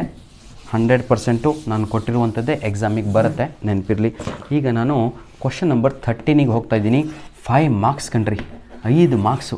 ಏನೂ ಇಲ್ಲ, ನನಗೆ ನೀವು ವಿಡಿಯೋ ಮಾಡ್ತಾಯಿದ್ದೀನಿ ಅಂದ್ಬಿಟ್ಟು ಥ್ಯಾಂಕ್ ಯು ಅಂತೀರಲ್ವಾ, ಅದೇ ನಾನು ನಿಮಗೆ ಎಲ್ಲರಿಗೂ ಕೂಡ good morning, good afternoon, good evening ಅಂತೀನಲ್ವಾ, ಅದೇ ಬರೆಯುವಂಥದ್ದು. ಮತ್ತೇನೂ ಇಲ್ಲ. ವಿಡಿಯೋ ಮುಗಿದ ತಕ್ಷಣ ಬಾಯ್, ಸಿ ಯು ಸೂನ್ ಅಂತೀನಲ್ವಾ, ಅದೇ ಬರೆಯುವಂಥದ್ದು. 5 ಮಾರ್ಕ್ಸ್ 100% ಬರುತ್ತೆ ಎಕ್ಸಾಮಿಗೆ. ಬನ್ನಿ ಹೇಗೆ ಬರೆಯುವಂಥದ್ದು ಅಂತ ತೋರಿಸ್ಕೊಡ್ತೇನೆ. ಈಗ ನೋಡಿ, ಈಗ ಗುಡ್ ಮಾರ್ನಿಂಗ್ ಅಂತ ಇದೆ. Good morning, clear. Match the following ಕಂಡ್ರೋ, ಭಾಳ easy. Thank you, thank you. Third one bye. Fourth one could you please, could you ಏನಂತೀರಾ, could you pass me the salt ಅಥವಾ ಬುಕ್. ಎಷ್ಟಾಯಿತು? 4 ಆಯಿತು. ಇನ್ನೊಂದು ಬಟ್. ಎಷ್ಟು ಈಸಿಯಾಗಿ ಎಲ್ಲ ಶಾರ್ಟ್ಕಟ್ಟಲ್ಲಿ ಕೊಡ್ತಾಯಿದ್ದೀನಿ, ಕರೆಕ್ಟಾಗಿ ನೋಡ್ಕೊಳ್ಳಿ ಮಕ್ಕಳೇ. Good morning, good afternoon, good evening ಏನಾದರೂ ಬರಲಿ, ಇದನ್ನು ನಾವು ಏನಂತ ಕರಿತೀವಿ ಅಂದರೆ ಗ್ರೀಟಿಂಗ್ಸ್ ಅಂತ ಕರಿತೀವಿ. ನೆನ್ಪಿಟ್ಕೊಳ್ಳಿ, 3ಕ್ಕೂ ಒಂದೇ answer. Good morning, good afternoon, good evening ಏನೇ ಬರಲಿ, 3ಗೂ ಕೂಡ ಒಂದೇ ಆನ್ಸರು, ಅದು ಗ್ರೀಟಿಂಗ್ಸ್ ಆಗಿರುತ್ತೆ. ಥ್ಯಾಂಕ್ ಯು ಅಂತ ಇದೆ, thank you so much, thanks a lot ಏನೇ ಬರಲಿ, ಎಲ್ಲದಕ್ಕೂ ಕೂಡ ಒಂದೇ ಆನ್ಸರು. ಅದೇನು ಅಂದರೆ ಗ್ರ್ಯಾಟಿಟ್ಯೂಡ್ ಅಂತ. ಆದರೆ ನಿಮ್ಮ ಎಕ್ಸಾಮಲ್ಲಿ ಎಕ್ಸ್ಪ್ರೆಸ್ಸಿಂಗ್ ಗ್ರ್ಯಾಟಿಟ್ಯೂಡ್ ಅಂತ ಇರುತ್ತೆ ಅಷ್ಟೇ, ಮತ್ತೇನೂ ಇಲ್ಲ. ಗ್ರ್ಯಾಟಿಟ್ಯೂಡ್ ಅಂದರೆ ಕೃತಜ್ಞತೆಗಳು ಅಂತ. Clear, very good. ಬಾಯ್ ಅಂತ ಇದೆ. ಬಾಯ್ ಅಂದರೂ ಒಂದೇ, ಬಾಯ್ ಸಿ ಯು ಸೂನ್ ಅಂತ ಹೇಳಿದರೂ ಒಂದೇ. Clear all of you. ಇದನ್ನು ನಾವು ಸಿ ಯು ಲೇಟರ್ ಅಂದರೂ ಕೂಡ ಒಂದೇ. ಹಾಗಿದ್ರೆ ಇದನ್ನು ನಾವು ಏನಂತ ಕರಿತೀವಿ ಅಂದರೆ ಲೀವ್ ಟೇಕಿಂಗ್ ಅಂತ ಕರಿತೀವಿ. ನೆನ್ಪಿಟ್ಕೊಳ್ಳಿ, ಲೀವ್ ಟೇಕಿಂಗ್ ಅಂತ ಹೇಳ್ತೀವಿ. ಕ್ಲಿಯರ್, ಅರ್ಥ ಆಗುತ್ತೆ ಅನಿಸುತ್ತೆ. Could you pass me the salt, ಇದನ್ನೆಲ್ಲ ಅವರೇ ಕೊಟ್ಟಿರ್ತಾರೆ. ಎಕ್ಸಾಂಪಲ್ ನಾನು ನಿಮಗೆ ತೋರಿಸ್ಕೊಡ್ತೇನೆ. ಕ್ವಶನ್ ಪೇಪರ್ ಮೇಲೆ ಈ ರೀತಿಯಾಗಿ ಇರುತ್ತೆ, ನಿಮಗೆ ಸ್ವಲ್ಪ ನೋಡ್ಕೊಳ್ಳಿ. ಈ ರೀತಿಯಾಗಿ ಕ್ವಶನ್ ಪೇಪರ್ ಮೇಲೆ ಇರುತ್ತೆ. ತಾವುಗಳು ಇದನ್ನು ಮ್ಯಾಚ್ ಮಾಡಬೇಕು, ಬಹಳ ಈಸಿಯಾಗಿ ಇರುತ್ತೆ ಎಕ್ಸಾಮ್ಸಲ್ಲಿ. ನೋಡಿ, ಥ್ಯಾಂಕ್ ಯು ಅಂದರೆ ಗ್ರ್ಯಾಟಿಟ್ಯೂಡ್, ಬಾಯ್ ಅಂದರೆ ಲೀವ್ ಟೇಕಿಂಗ್ ಅಂತ. ಇದು ಯಾರಿಗೆ ಅರ್ಥ ಆಗಲ್ವೋ ಬಾಯ್ ಅಂದರೆ ನಾನು ನೀವು ದೂರ ಆಗ್ತಾ ಇರುವಂಥದ್ದು, ಇದನ್ನು ನಾವು ಅಗಲಿಕೆ ಅಂತ ಹೇಳ್ತೀವಿ, ಆಯಿತಾ. Could you pass me the salt ಅಂತ ಇದೆ. ಇದನ್ನು ನಾವು ರಿಕ್ವೆಸ್ಟಿಂಗ್ ಅಂತ ಕರಿತೀವಿ ಅಥವಾ ರಿಕ್ವೆಸ್ಟ್ ಅಂತ ಹೇಳ್ತೀವಿ. ಎಕ್ಸ್ಪ್ರೆಸ್ಸಿಂಗ್ ರಿಕ್ವೆಸ್ಟ್ ಅಥವಾ ರಿಕ್ವೆಸ್ಟಿಂಗ್ ಏನೆಲ್ಲದು ಕೂಡ ಒಂದೇ. ಬರೇ ಸಾಲ್ಟ್ ಅಂತ ಅಲ್ಲ ಕಣ್ರಿ. Could you please pass me the salt, could you please pass me the book, could you please help me, could you please carry my bag, ಇದೆಲ್ಲವೂ ಕೂಡ ರಿಕ್ವೆಸ್ಟ್ ಅಂತ ಹೇಳ್ತೀವಿ. ಲಾಸ್ಟ್ ಒನ್ ಬಟ್ ಅಂತ ಇದೆ. ಬಟ್ ಅಂದರೆ ಏನು? ಈಗ ವಿಡಿಯೋ ಆದ ತಕ್ಷಣ ಸರಿ ಎಲ್ಲ ಅರ್ಥ ಆಯಿತು, ಆದರೆ ಅಂತ ಹೇಳಿದರೆ ಅರ್ಥ ಏನು ಗೊತ್ತಾ? ಡಿಸ್ಅಗ್ರಿ ಅಂತ. ನೆನ್ಪಿಟ್ಕೊಳ್ಳಿ, ಡಿಸ್ಅಗ್ರಿ. ಈ ಕಡೆ ಬಟ್ ಅಂತ ಬಂತು ಅಂದರೆ ಆ ಕಡೆ ಡಿಸ್ಅಗ್ರಿನೇ 100% ಆನ್ಸರು. ಇನ್ನೊಂದು ನೆನ್ಪಿಟ್ಕೊಳ್ಳಿ, ಈ ಕಡೆ ಎಸ್ ಅಂತ ಏನಾದರೂ ಬಂದರೆ ಅದನ್ನು ನಾವು ಅಗ್ರಿ ಅಂತ ಕರಿತೀವಿ, ಆಯಿತಾ. ಅಗ್ರಿಯಿಂಗ್ ಅಂತ ಹೇಳ್ತೀವಿ. Hope everything is covered. 100%. 5 marks sir, 5 ನಿಮಿಷದಲ್ಲಿ ಕಾಪಿ ಮಾಡಿ ಬರೆಯುವಂಥದ್ದು. ಎಕ್ಸಾಮಲ್ಲಿ ಯಾವ ರೀತಿಯಾಗಿ ಬರೀಬೇಕು ಅಂದರೆ, ನಾನು ಬರೆದಿದ್ದೇನಲ್ವ ಬೋರ್ಡ್ ಮೇಲೆ, ಇದೇ ರೀತಿಯಾಗಿ ಕಾಲಮ್ ಎ ಕಾಲಮ್ ಬಿ ಅಂತ ಬರ್ಕೊಂಡು ಡೈರೆಕ್ಟಾಗಿ ಇದಕ್ಕೆ ಆನ್ಸರ್ ಬರೆದಿದ್ದೇನಲ್ವ, ಆ ರೀತಿಯಾಗಿ ಬರೀಬೇಕಾಗತ್ತೆ. ಧನ್ಯವಾದಗಳು. ಈಗ ನಾನು ಕಂಪ್ಲೀಟಾಗಿ ನಿಮಗೆ 10 ಮಾರ್ಕ್ಸು ಕಂಪ್ಲೀಟ್ ಮಾಡಿ ಕೊಟ್ಟೆ. ಕ್ಲಿಯರ್, 10 ಮಾರ್ಕ್ಸು ಕಂಪ್ಲೀಟ್ ಆಯಿತು.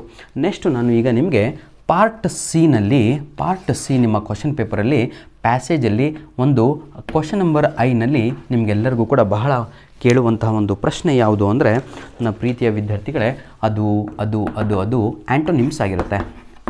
ಆ್ಯಂಟೋನಿಮ್ಸ್ ಅಥವಾ ಪ್ರಿಫಿಕ್ಸ್ ಅಥವಾ ಸಫಿಕ್ಸ್. ಹಾಗಿದ್ರೆ ಈ ಆ್ಯಂಟೋನಿಮ್ಸ್ ಅಂದ್ರೇನು, ಪ್ರಿಫಿಕ್ಸ್ ಅಂದ್ರೇನು, ಸಫಿಕ್ಸ್ ಅಂದ್ರೇನು ಅಂತ ಎಲ್ಲವೂ ಕೂಡ ಜೋಡಿ ಲಿಂಕ್ ಇದೆ. ಕರೆಕ್ಟಾಗಿ ಕಲಿಸ್ತೀನಿ, ಕೇಳ್ಕೊಳ್ಳಿ. ಒಂದೇ ಒಂದು ಗುಡ್ ಎಕ್ಸಾಂಪಲ್ ತೆಗೆದುಕೊಂಡು ಕಲಿಸ್ತೇನೆ. ಎಕ್ಸಾಂಪಲ್ಲು ಹ್ಯಾಪಿ ಅಂತ ತಗೊಳ್ಳಿ. ಇವತ್ತು ಭಾಳ ಸಂತೋಷವಾಗಿದ್ದೀರಾ, ಯಾಕಂದರೆ ಭಾಳ ದಿನಗಳ ಮೇಲೆ ನಾನು ಫೇಸ್ ಟು ಫೇಸ್ ವಿಡಿಯೋ ಮಾಡ್ತಾಯಿದ್ದೇನೆ. ಎಲ್ಲರೂ ಕೂಡ ಹ್ಯಾಪಿಯಾಗಿದ್ದೀರಾ, ಹೌದಲ್ವಾ? ಹಾಗಿದ್ರೆ ಹ್ಯಾಪಿಗೆ ಆ್ಯಂಟೋನಿಮ್ ಅಂದರೆ ವಿರುದ್ಧ ಪದ ಅಂತ ನೆನ್ಪಿಟ್ಕೊಳ್ಳಿ. ವಿರುದ್ಧ ಪದಗಳು ಅಂತ. ಇದಕ್ಕೆ ವಿರುದ್ಧ ಪದ ಏನು ಅಂದರೆ ಅದು ಸ್ಯಾಡ್ ಆಗಿರುತ್ತೆ, ಅಥವಾ ಅದಕ್ಕೆ ಇನ್ನೊಂದು ವರ್ಡ್ ಇದೆ ಇಂಗ್ಲೀಷಲ್ಲಿ, ಅದನ್ನು ಅನ್ಹ್ಯಾಪಿ ಅಂತ ಕರಿತೀವಿ. ನೆನ್ಪಿಟ್ಕೊಳ್ಳಿ, ಎರಡೂ ಕೂಡ ಸರಿ. ಎಕ್ಸಾಮಲ್ಲಿ ಬರೀ ಆಂಟೋನಿಮ್ ಆಫ್ ಹ್ಯಾಪಿ ಅಂತ ಕೇಳಿದರೆ ಸ್ಯಾಡು ಬರಿಬೋದು, ಅನ್ಹ್ಯಾಪಿನೂ ಬರೆಯಬಹುದು. ಕ್ಲಿಯರ್? ನೆಕ್ಸ್ಟ್ ಎಕ್ಸಾಮಲ್ಲಿ ನಿಮಗೆ ನೋಡಿ, right the ಆಂಟೋನಿಮ್ of the word with the help of suffix ಅಥವಾ ಪ್ರಿಫಿಕ್ಸ್. ಸಫಿಕ್ಸ್ ಬರಲ್ಲ, ಪ್ರಿಫಿಕ್ಸನ್ನು ಯೂಸ್ ಮಾಡಿ ಆಂಟೋನಿಮ್ ಬರೀರಿ ಈ ವರ್ಡಿಂದು. ನೋಡಿ, ಆಂಟೋನಿಮ್ ಪ್ಲಸ್ ಪ್ರಿಫಿಕ್ಸ್ ಅಂದರೆ ಇದಕ್ಕೆ ಅನ್ಹ್ಯಾಪಿ ಅನ್ನುವಂಥದ್ದು ಸರಿ. ಅನ್ಹ್ಯಾಪಿ ಅನ್ನುವಂಥದ್ದು ಸರಿ. Clear my dear children? ಈಗ ಹೆಂಗೆ ಸರ್ ಇದು ಆಯಿತು ಅಂದರೆ ನೋಡಿ, ಪ್ರಿಫಿಕ್ಸ್. ಪ್ರೀ ಅಂದರೆ ನೆನ್ಪಿಟ್ಕೊಳ್ಳಿ, ನೋಡಿ ಪ್ರಿಫಿಕ್ಸ್ ಅಂತ ಇದೆ. ಪ್ರೀ ಅಂದರೆ, ಫಿಕ್ಸ್ ಅಂದರೆ ಜೋಡಿಸು ಅಂತ, ಜೋಡಿಸು. ಪ್ರೀ ಅಂದರೆ ಮುಂಚಿತವಾಗಿ ಅಂತ. ಈಗ ನಾನು ಇನ್ನೊಂದು ಎಕ್ಸಾಂಪಲನ್ನು ನಿಮಗೆ ಕರೆಕ್ಟಾಗಿ ಕಲಿಸ್ತೇನೆ, ಕರೆಕ್ಟಾಗಿ ನೋಡ್ಕೊಳ್ಳಿ. ಇದೊಂದು ಎಕ್ಸಾಂಪಲನ್ನು ಬರೆದು ಬಿಡೋಣ. ಸಫಿಕ್ಸ್ ಇದ್ರದ್ದು ಹ್ಯಾಪಿನೆಸ್ ಅಂತ, HAPPINESS ಅಂತ. ನೋಡಿ, ಒಂದೇ ವರ್ಡು ಹ್ಯಾಪಿಗೆ ಆ್ಯಂಟೋನಿಮ್ ಏನು ಸ್ಯಾಡ್ ಅಂತ, ಪ್ರಿಫಿಕ್ಸ್ ಏನು ಅನ್ಹ್ಯಾಪಿ ಅಂತ, ಸಫಿಕ್ಸ್ ಏನಾಗುತ್ತೆ ಹ್ಯಾಪಿನೆಸ್ ಅಂತ. ಹಾಗಿದ್ರೆ ಈಗ ಸ್ವಲ್ಪ ಇನ್ನು 1 ನಿಮಿಷದಲ್ಲಿ ಇದಿರೋದೇ ನಿಮ್ಗೆ 1 ಮಾರ್ಕ್ಸಿಗೆ ಎಕ್ಸಾಮಲ್ಲಿ. ಯಾರಿಗೂ ಕಾಪಿ ಮಾಡಬೇಡ್ರೋ, ನೀವು ಬರೆದಿದ್ದೇ ರೈಟ್ ಆನ್ಸರ್ಸ್ಗಳು. ಒಂದು ಗುಡ್ ಎಕ್ಸಾಂಪಲ್ ಕೊಡ್ತೀನಿ, ಕರೆಕ್ಟಾಗಿ ಕೇಳಿ. ಪ್ರಿಫಿಕ್ಸ್ ಆಯಿತಾ? ನೋಡಿ, ಆನೆಸ್ಟ್. ಆಪೋಸಿಟ್ ವರ್ಡ್ ಇದಕ್ಕೆ ಡಿಸ್ಹಾನೆಸ್ಟ್. ಇದು ಆಪೋಸಿಟ್ ವರ್ಡ್ ಕೂಡ ಹೌದು, ಪ್ರಿಫಿಕ್ಸ್ ಕೂಡ ಹೌದು. ನೋಡಿ, ದಿಸ್ ಈಸ್ ಪ್ರಿಫಿಕ್ಸ್. ಯಾಕೆ ಹೇಳಿ? ಮೊದಲಿಗೆ ಪ್ರಿ ಅಂದರೆ ಮುಂಚಿತವಾಗಿ ಒಂದು ವರ್ಡನ್ನು ಸೇರಿಸಿ ಹೊಸ ವರ್ಡನ್ನು ರೆಡಿ ಮಾಡಿದ್ದಾನೆ ಪ್ರಿಫಿಕ್ಸ್ ಅಂತ ಕರಿತೀವಿ. ಹಾನೆಸ್ಟಿಗೇನು? ಕ್ಲಿಯರ್? ನೆಕ್ಸ್ಟ್ ಈಗ ನಾನು ಒಂದು ಕೊಡ್ತೀನಿ ನಿಮಗೆ, ಇದನ್ನು ತಗೊಳ್ಳೋ ಡೂ ಕೊಟ್ಟಿದ್ದೀನಿ. ಇದಕ್ಕೆ ನೀವು ನನಗೆಲ್ಲರೂ ಕೂಡ ಏನು ಮಾಡಬೇಕು? ಪ್ರಿಫಿಕ್ಸನ್ನು ಕಳಿಸ್ಬೇಕು. Clear? This is your homework my dear children. ಹಾಗಿದ್ರೆ ಈಗ ನಾನು ನಿಮಗೆ ಸಫಿಕ್ಸ್ ಒಂದು ಕಲಿಸಿ ಕೈ ಬಿಡ್ತೇನೆ. ನೋಡಿ, SUFFIX ಸಫಿಕ್ಸ್ ಬಹಳ ಈಸಿ. ನೋಡಿ, ಎಂಗೇಜ್ ಅಂತ ಇದೆ. ಇದಕ್ಕೆ ಇಂಟು ಮಾರ್ಕ್ ಎಲ್ಲ ಹಾಕ್ಬಾರ್ದು, ಅಪೋಸಿಟ್ ವರ್ಡ್ಸ್ ಅಲ್ಲ ಇದು. ಸಫಿಕ್ಸಿಗೆ ಲಾಸ್ಟಲ್ಲಿ ಜೋಡಿಸ್ಬೇಕು. ಲಾಸ್ಟ್ ನೋಡಿ, ಈಗ ಎಂಗೇಜ್ಮೆಂಟ್ ನೋಡಿ, ಬಹಳ ಈಸಿಯಾಗಿದೆ ಅಲ್ವಾ? ಬಹಳ ಈಸಿಯಾಗಿರುತ್ತೆ. Clear my dear? ಈಗ ಜಡ್ಜ್ ಅಂತ ಇದು ನಿಮಗೆ ನಾನು ಕೊಟ್ಟಿರುವಂಥ ಒಂದು ವರ್ಡು. ಇದಕ್ಕೆ ತಗೊಳ್ಳೋ ಹೋಮ್ವರ್ಕ್ ಅಂತ ಅಂದ್ಕೊಳ್ಳಿ. ದಯವಿಟ್ಟು ಇದಕ್ಕೆ ನನಗೆ ಸಫಿಕ್ಸನ್ನು ಬರೆದು ಕಲಿಸ್ಬೇಕು. ಕ್ಲಿಯರ್? ಹಾಗೂ ಹ್ಯಾಪಿ ಅಂತ ಇದೆ. ಹ್ಯಾಪಿಗೆ ಇದನ್ನೇ ಎಕ್ಸಾಂಪಲ್ ನಾನು ಮಾಡಿದ್ದು, ಮತ್ತೆ ರಿಪೀಟ್ ಮಾಡ್ತಾ ಇದ್ದೇನೆ. Same word. ಹ್ಯಾಪಿಗೆ ಅನ್ಹ್ಯಾಪಿ ಅಂತ ಬರೆದ್ರೆ ಪ್ರಿಫಿಕ್ಸು, ಹ್ಯಾಪಿನೆಸ್ ಅಂತ ಬರೆದ್ರೆ ಸಫಿಕ್ಸು. ನೆನ್ಪಿಟ್ಕೊಳ್ಳಿ, ಇದು ಪ್ರಿಫಿಕ್ಸು, ಇದು ಸಫಿಕ್ಸು. ಡಿಫ್ರೆನ್ಸ್ ಏನು? ಲಾಸ್ಟಿಗೆ ಸೇರಿಸಿದ್ದಕ್ಕೆ ಸಫಿಕ್ಸು, ಫಸ್ಟಿಗೆ ಸೇರಿಸಿದ್ದಕ್ಕೆ prefix. Hope this is clear for you. Clear? ಈಗ ನಾವು ನಿಮ್ಮ ಕ್ವಶನ್ ಪೇಪರಿನ ಅಂತಿಮ ಘಟ್ಟದಲ್ಲಿದ್ದೇವೆ. We are in the last part of our question paper. ಅದು ಯಾವುದು ಅಂತ ಹೇಳಿದರೆ ಪಾರ್ಟ್ ಡಿ ಆಗಿರುತ್ತೆ. ನೆನ್ಪಿಟ್ಕೊಳ್ಳಿ, ಪಾರ್ಟ್ ಡಿ. ವಿದ್ಯಾರ್ಥಿಗಳೇ, ಬೋರ್ ಆಗ್ತಾ ಇರುತ್ತೆ. ಯಾರಿಗೆ ಗೊತ್ತಾ? ಯಾರಿಗೆ ಅಂದರೆ ಬೇರೆ ಕೆಲಸ ಇಟ್ಕೊಂಡು ಈ ವಿಡಿಯೋ ನೋಡಿದವರಿಗೆ. ದಯವಿಟ್ಟು ಒಂದು ಪೇಪರು ಪೆನ್ ಇಟ್ಕೊಂಡು ಕರೆಕ್ಟಾಗಿ ಕೂತ್ಕೊಂಡು ಇವತ್ತು ಯಾರು ವಿಡಿಯೋ ನೋಡ್ತೀರೋ 100% ನೀವು ಎಕ್ಸಾಮಲ್ಲಿ 40 ಮಾರ್ಕ್ಸ್ ವಿತೌಟ್ ರೈಟಿಂಗ್ ಲಿಟ್ರೇಚರ್ ತೆಗಿತೀರ. ಪ್ರೂವ್ ಮಾಡಿ ತೋರಿಸ್ತೀನಿ ನಾನು ನಿಮಗೆ. ಕ್ಲಿಯರ್? ಪಾರ್ಟ್ ಡಿಗೆ ನಾನು ಈಗ ಬರ್ತಾ ಇದ್ದೇನೆ. ಪಾರ್ಟ್ ಡಿ ನಿಮಗೆ 4 ಮಾರ್ಕ್ಸಿಗಿದೆ. ಕ್ವಶನ್ ನಂಬರು ನೋಡಿ, 4 ಮಾರ್ಕ್ಸಿಗೆ ಕ್ವಶನ್ ನಂಬರು 31 ಆಗಿರುತ್ತೆ. ಇದು ಬಹಳ ಇಂಪಾರ್ಟೆಂಟ್ ಆಗಿರುವಂಥದ್ದು. ಈಗ ಕ್ವಶನ್ ನಂಬರ್ 31 4 ಮಾರ್ಕ್ಸಿಗಿದೆ. ಅದು ಯಾವುದು ಅಂತ ಹೇಳಿದರೆ ಸಬ್ಜೆಕ್ಟ್ ವರ್ಬ್ ಅಗ್ರಿಮೆಂಟ್ ಅಂತ. ಬಹಳ ಈಸಿ ಕಂಡ್ರು, ಏನೂ ಇಲ್ಲ. ಬಹಳ ಅಂದರೆ ಬಹಳ ಈಸಿ. ಈಗ ತೋರಿಸ್ಕೊಡ್ತೇನೆ, ಕರೆಕ್ಟಾಗಿ ನೋಡ್ಕೊಳ್ಳಿ. ಸಬ್ಜೆಕ್ಟ್ ಆ್ಯಂಡ್ ವರ್ಬ್ ಅಗ್ರಿಮೆಂಟ್ ಅಂತ ನೋಡಿ. ಈಗ I dash happy HAPPY. She dash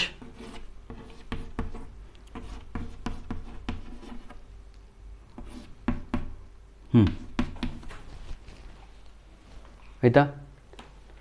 next ಇನ್ನೊಂದೇನು? ಹಿ ಬೇಡ ಆಯಿತಾ?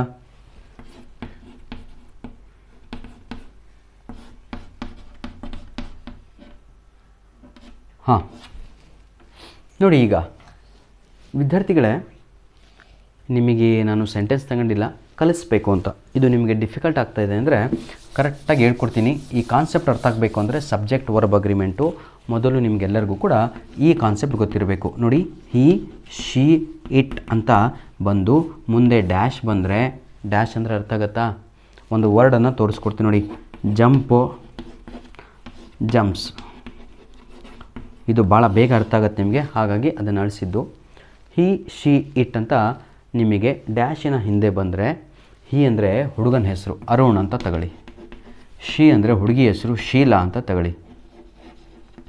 ಇಟ್ ಅಂದರೆ ಏನೋ ಥಿಂಗ್ಸು, ಬುಕ್ ಅಂತ ತಗೊಳ್ಳಿ. ನೋಡಿ, ಜಂಪ್ ಬರುತ್ತೋ ಜಂಪ್ಸ್ ಬರುತ್ತೋ ಅಂತ ನೋಡಿ. Arun dash Arun jump or jumps, ಇದು ಬಹಳ ಇಂಪಾರ್ಟೆಂಟು. ನೆನ್ಪಿಟ್ಕೊಳ್ಳಿ. ಹಿ, ಶಿ, ಇಟ್ ಅಂತ ಬಂದಾಗ ಕೊನೆಗೆ ನಿಮಗೆ ಎಸ್ಸಿಂದ ಎಂಡ್ ಆಗಬೇಕು. ಎಲ್ಲಿಂದ ಎಂಡ್ ಆಗಬೇಕು? ಹಾಗಿದ್ರೆ ಸರಿಯಾದ ಉತ್ತರ ಯಾವುದು? ಇದೇ ಸರಿಯಾದ ಉತ್ತರ. ನೋಡಿ, he jumps, she jumps, it jumps, this is the right answer. ಆದರೆ ಎಲ್ಲರೂ ಕೂಡ ಇದನ್ನೇ ಬರೆಯೋದು ನೀವು. ಯಾಕೆ ಗೊತ್ತಾ? ನೀವೇನು ಅಂದ್ಕೊಂಡಿದ್ದೀರಾ ಅಂದರೆ ಜಂಪ್ಸು ಪ್ಲೂರಲ್ ಫಾರಮ್ ಅಂದ್ಕೊಂಡಿದ್ದೀರಾ, ಅದು ತಪ್ಪು. Rule of the subject and verb agreement ಏನು ಹೇಳುತ್ತೆ ಅಂದರೆ, if subject is singular verb should be singular, if subject is in plural form verb should be in the plural form. ಹಾಗಿದ್ರೆ ಪ್ಲೂರಲ್ ಫಾರಮ್ಗೆ ನಾನು ನಿಮಗೊಂದು ಎಕ್ಸಾಂಪಲನ್ನು ಈಗ ಕೊಡ್ತೇನೆ. ದೇ ಅಂತ ಬರಿತೀನಿ. ಸೇಮ್ ವರ್ಡ್ ನೋಡಿ, ಜಂಪು ಬರುತ್ತೋ ಜಂಪ್ಸ್ ಬರುತ್ತೋ? ಯಾವುದಕ್ಕೆ? ದೇಗೆ. ದೇಗೆ ಏನು ಬರುತ್ತೆ ಇಲ್ಲಿ? ಜಂಪ್ ಅಂತ ಬರುತ್ತೆ. ಇದಕ್ಕೇನು ಬರುತ್ತೆ? ಜಂಪ್ಸ್ ಅಂತ ಬರುತ್ತೆ. Clear my dear children. ನೋಡಿ, ದೇಗೆ ಪ್ಲೂರಲ್ ಫಾರಮು ಜಂಪ್ ಅಂತ ಬರುತ್ತೆ, ಇಟ್ಟಿಗೆ ಜಂಪ್ಸ್ ಅಂತ ಬರುತ್ತೆ. ಯಾಕೆ?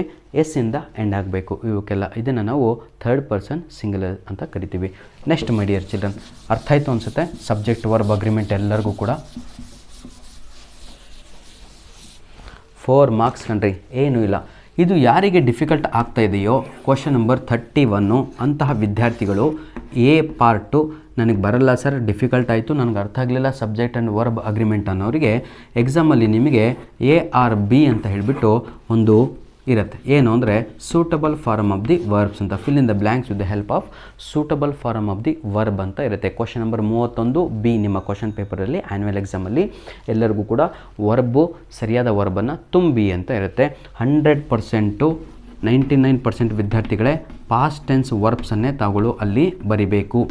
ಶಾರ್ಟ್ಕಟ್ಟನ್ನು ಹೇಳ್ಕೊಡ್ತಾ ಇದ್ದೇನೆ, ನೆನ್ಪಿಟ್ಕೊಳ್ಳಿ.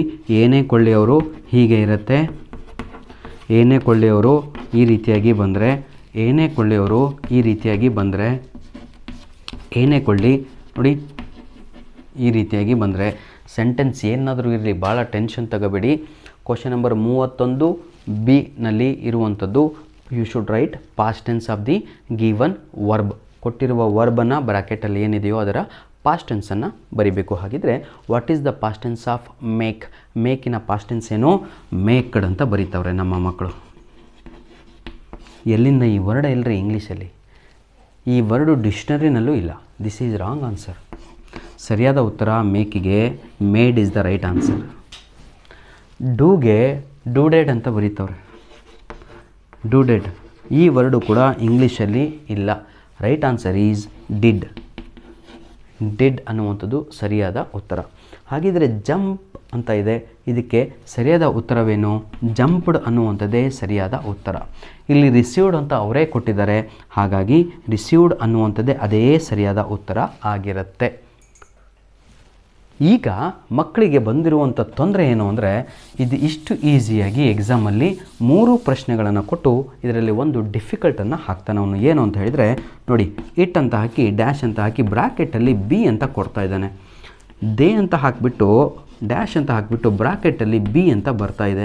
ಈ ಬಿ ಅಂದರೆ ಮಕ್ಕಳಿಗೆ ಗೊತ್ತಾಗ್ತಾ ಇಲ್ಲ. ಬಿ ಪಾಸ್ಟ್ ಟೆನ್ಸ್ ಏನು ಅಂತ ಹೇಳಿದರೆ ಬೀಡ್ ಅಂತ ಬರೀತಾರೆ. ತಮ್ಮ ಈ ವರ್ಡ್ ಇಂಗ್ಲೀಷಲ್ಲಿ ಇಲ್ಲೇ ಇಲ್ಲ. ಈ ವರ್ಡ್ ಇಂಗ್ಲೀಷಲ್ಲಿ ಇಲ್ಲ. ಇದನ್ನು ಫಸ್ಟು ಅರ್ಥ ಮಾಡ್ಕೊಳ್ಳಿ. ಹಾಗಿದ್ರೆ what is the past tense of B ಅಂತ? ಬಿನ ಪಾಸ್ಟ್ ಟೆನ್ಸು ಸಿಂಗ್ಯುಲರಲ್ಲಿ ನೋಡಿ, ಬಿನ ಪಾಸ್ಟ್ ಟೆನ್ಸು ಪ್ಲೂರಲ್ ಫಾರಮ್. ಏನು ಸರ್ ಪ್ಲೂರಲ್ ಸಿಂಗ್ಯುಲರ್ ಅಂತೀರಾ? ಇಟ್ ಅಂದರೆ ಸಿಂಗಲ್ ತಾನೇ. ಹಾಗಿದ್ರೆ ಇಲ್ಲೂ ಕೂಡ ಏನು ಬರಬೇಕು? ಸಿಂಗಲ್ ವರ್ಬ್ ಬರಬೇಕು. ಇಟ್ ಅಂದರೆ ಇಲ್ಲಿ ವಾಸ್ ಅಂತ ಬರಬೇಕು, ಯಾಕಂದರೆ ಬಿ ಅಂದರೆ ವಾಸ್ ಅಂತ. ದೇ ಅಂತ ಇದೆ ಪ್ಲೂರಲ್ ಫಾರಮ್ಮು. ಬಿ ಅಂತ ಹೇಳಿದರೆ ವರ್ ಅಂತ ಬರಬೇಕು. ಟೋಟಲ್ಲು 8 ವರ್ಬ್ಸ್ಗಳಿದ್ದಾವೆ. Be form of the verbs ಅಂತ ಕರಿತೀವಿ. Is, am, are, was, were, be, been, being. 8 ವರ್ಬ್ಸ್ಗಳನ್ನು ನಾವು be form of the verbs ಅಂತ ಕರಿತೀವಿ. ಕ್ಲಿಯರ್? ಕ್ವಶನ್ ನಂಬರ್ 31 ಬಿ ಪಾರ್ಟಲ್ಲಿ ನಿಮಗೇನಾದರೂ ಬ್ರ್ಯಾಕೆಟಲ್ಲಿ ಈ ರೀತಿಯಾಗಿ ಬಂದರೆ ನಿಮ್ಮ ಡ್ಯಾಶಿನ ಹಿಂದೆ ಸಿಂಗ್ಯುಲರ್ ಇದ್ದರೆ ವಾಸ್ ಅಂತ ಬರೀರಿ. ನಿಮ್ಮ ಡ್ಯಾಶಿನ ಹಿಂದೆ ಪ್ಲೂರಲ್ ಫಾರಮ್ ಕೊಟ್ಟರೆ ತಾವುಗಳು ವರ್ ಅಂತ ಬರೀರಿ. Clear my dear? ಬನ್ನಿ ಈಗ ನಾವು ಕ್ವಶನ್ ನಂಬರ್ 32ಗೆ ಹೋಗ್ತಾ ಇದ್ದೀವಿ. Question number 32. ಕ್ವಶನ್ ನಂಬರ್ 32 ಇಲ್ಲಿ ರೀಅರೇಂಜ್. ಇದು ಎಲ್ಲರೂ ಕೂಡ ಮಾಡೇ ಮಾಡ್ತೀರಾ, ಆದರೆ ಬಹಳ ಜನ ಬಹಳ ಸಮಯವನ್ನು ಇಲ್ಲಿ ಕಿಲ್ ಮಾಡ್ತಾ ಇದ್ದೀರಾ. ಇದನ್ನು ಹೇಗೆ ಅಂತ ನಾನು ಹೇಳ್ಕೊಡ್ತೀನಿ, ಕರೆಕ್ಟಾಗಿ ಕೇಳಿ. ಈಗ ನೋಡಿ, ನಾನು ಬರಿತಾ ಹೋಗ್ತೀನಿ.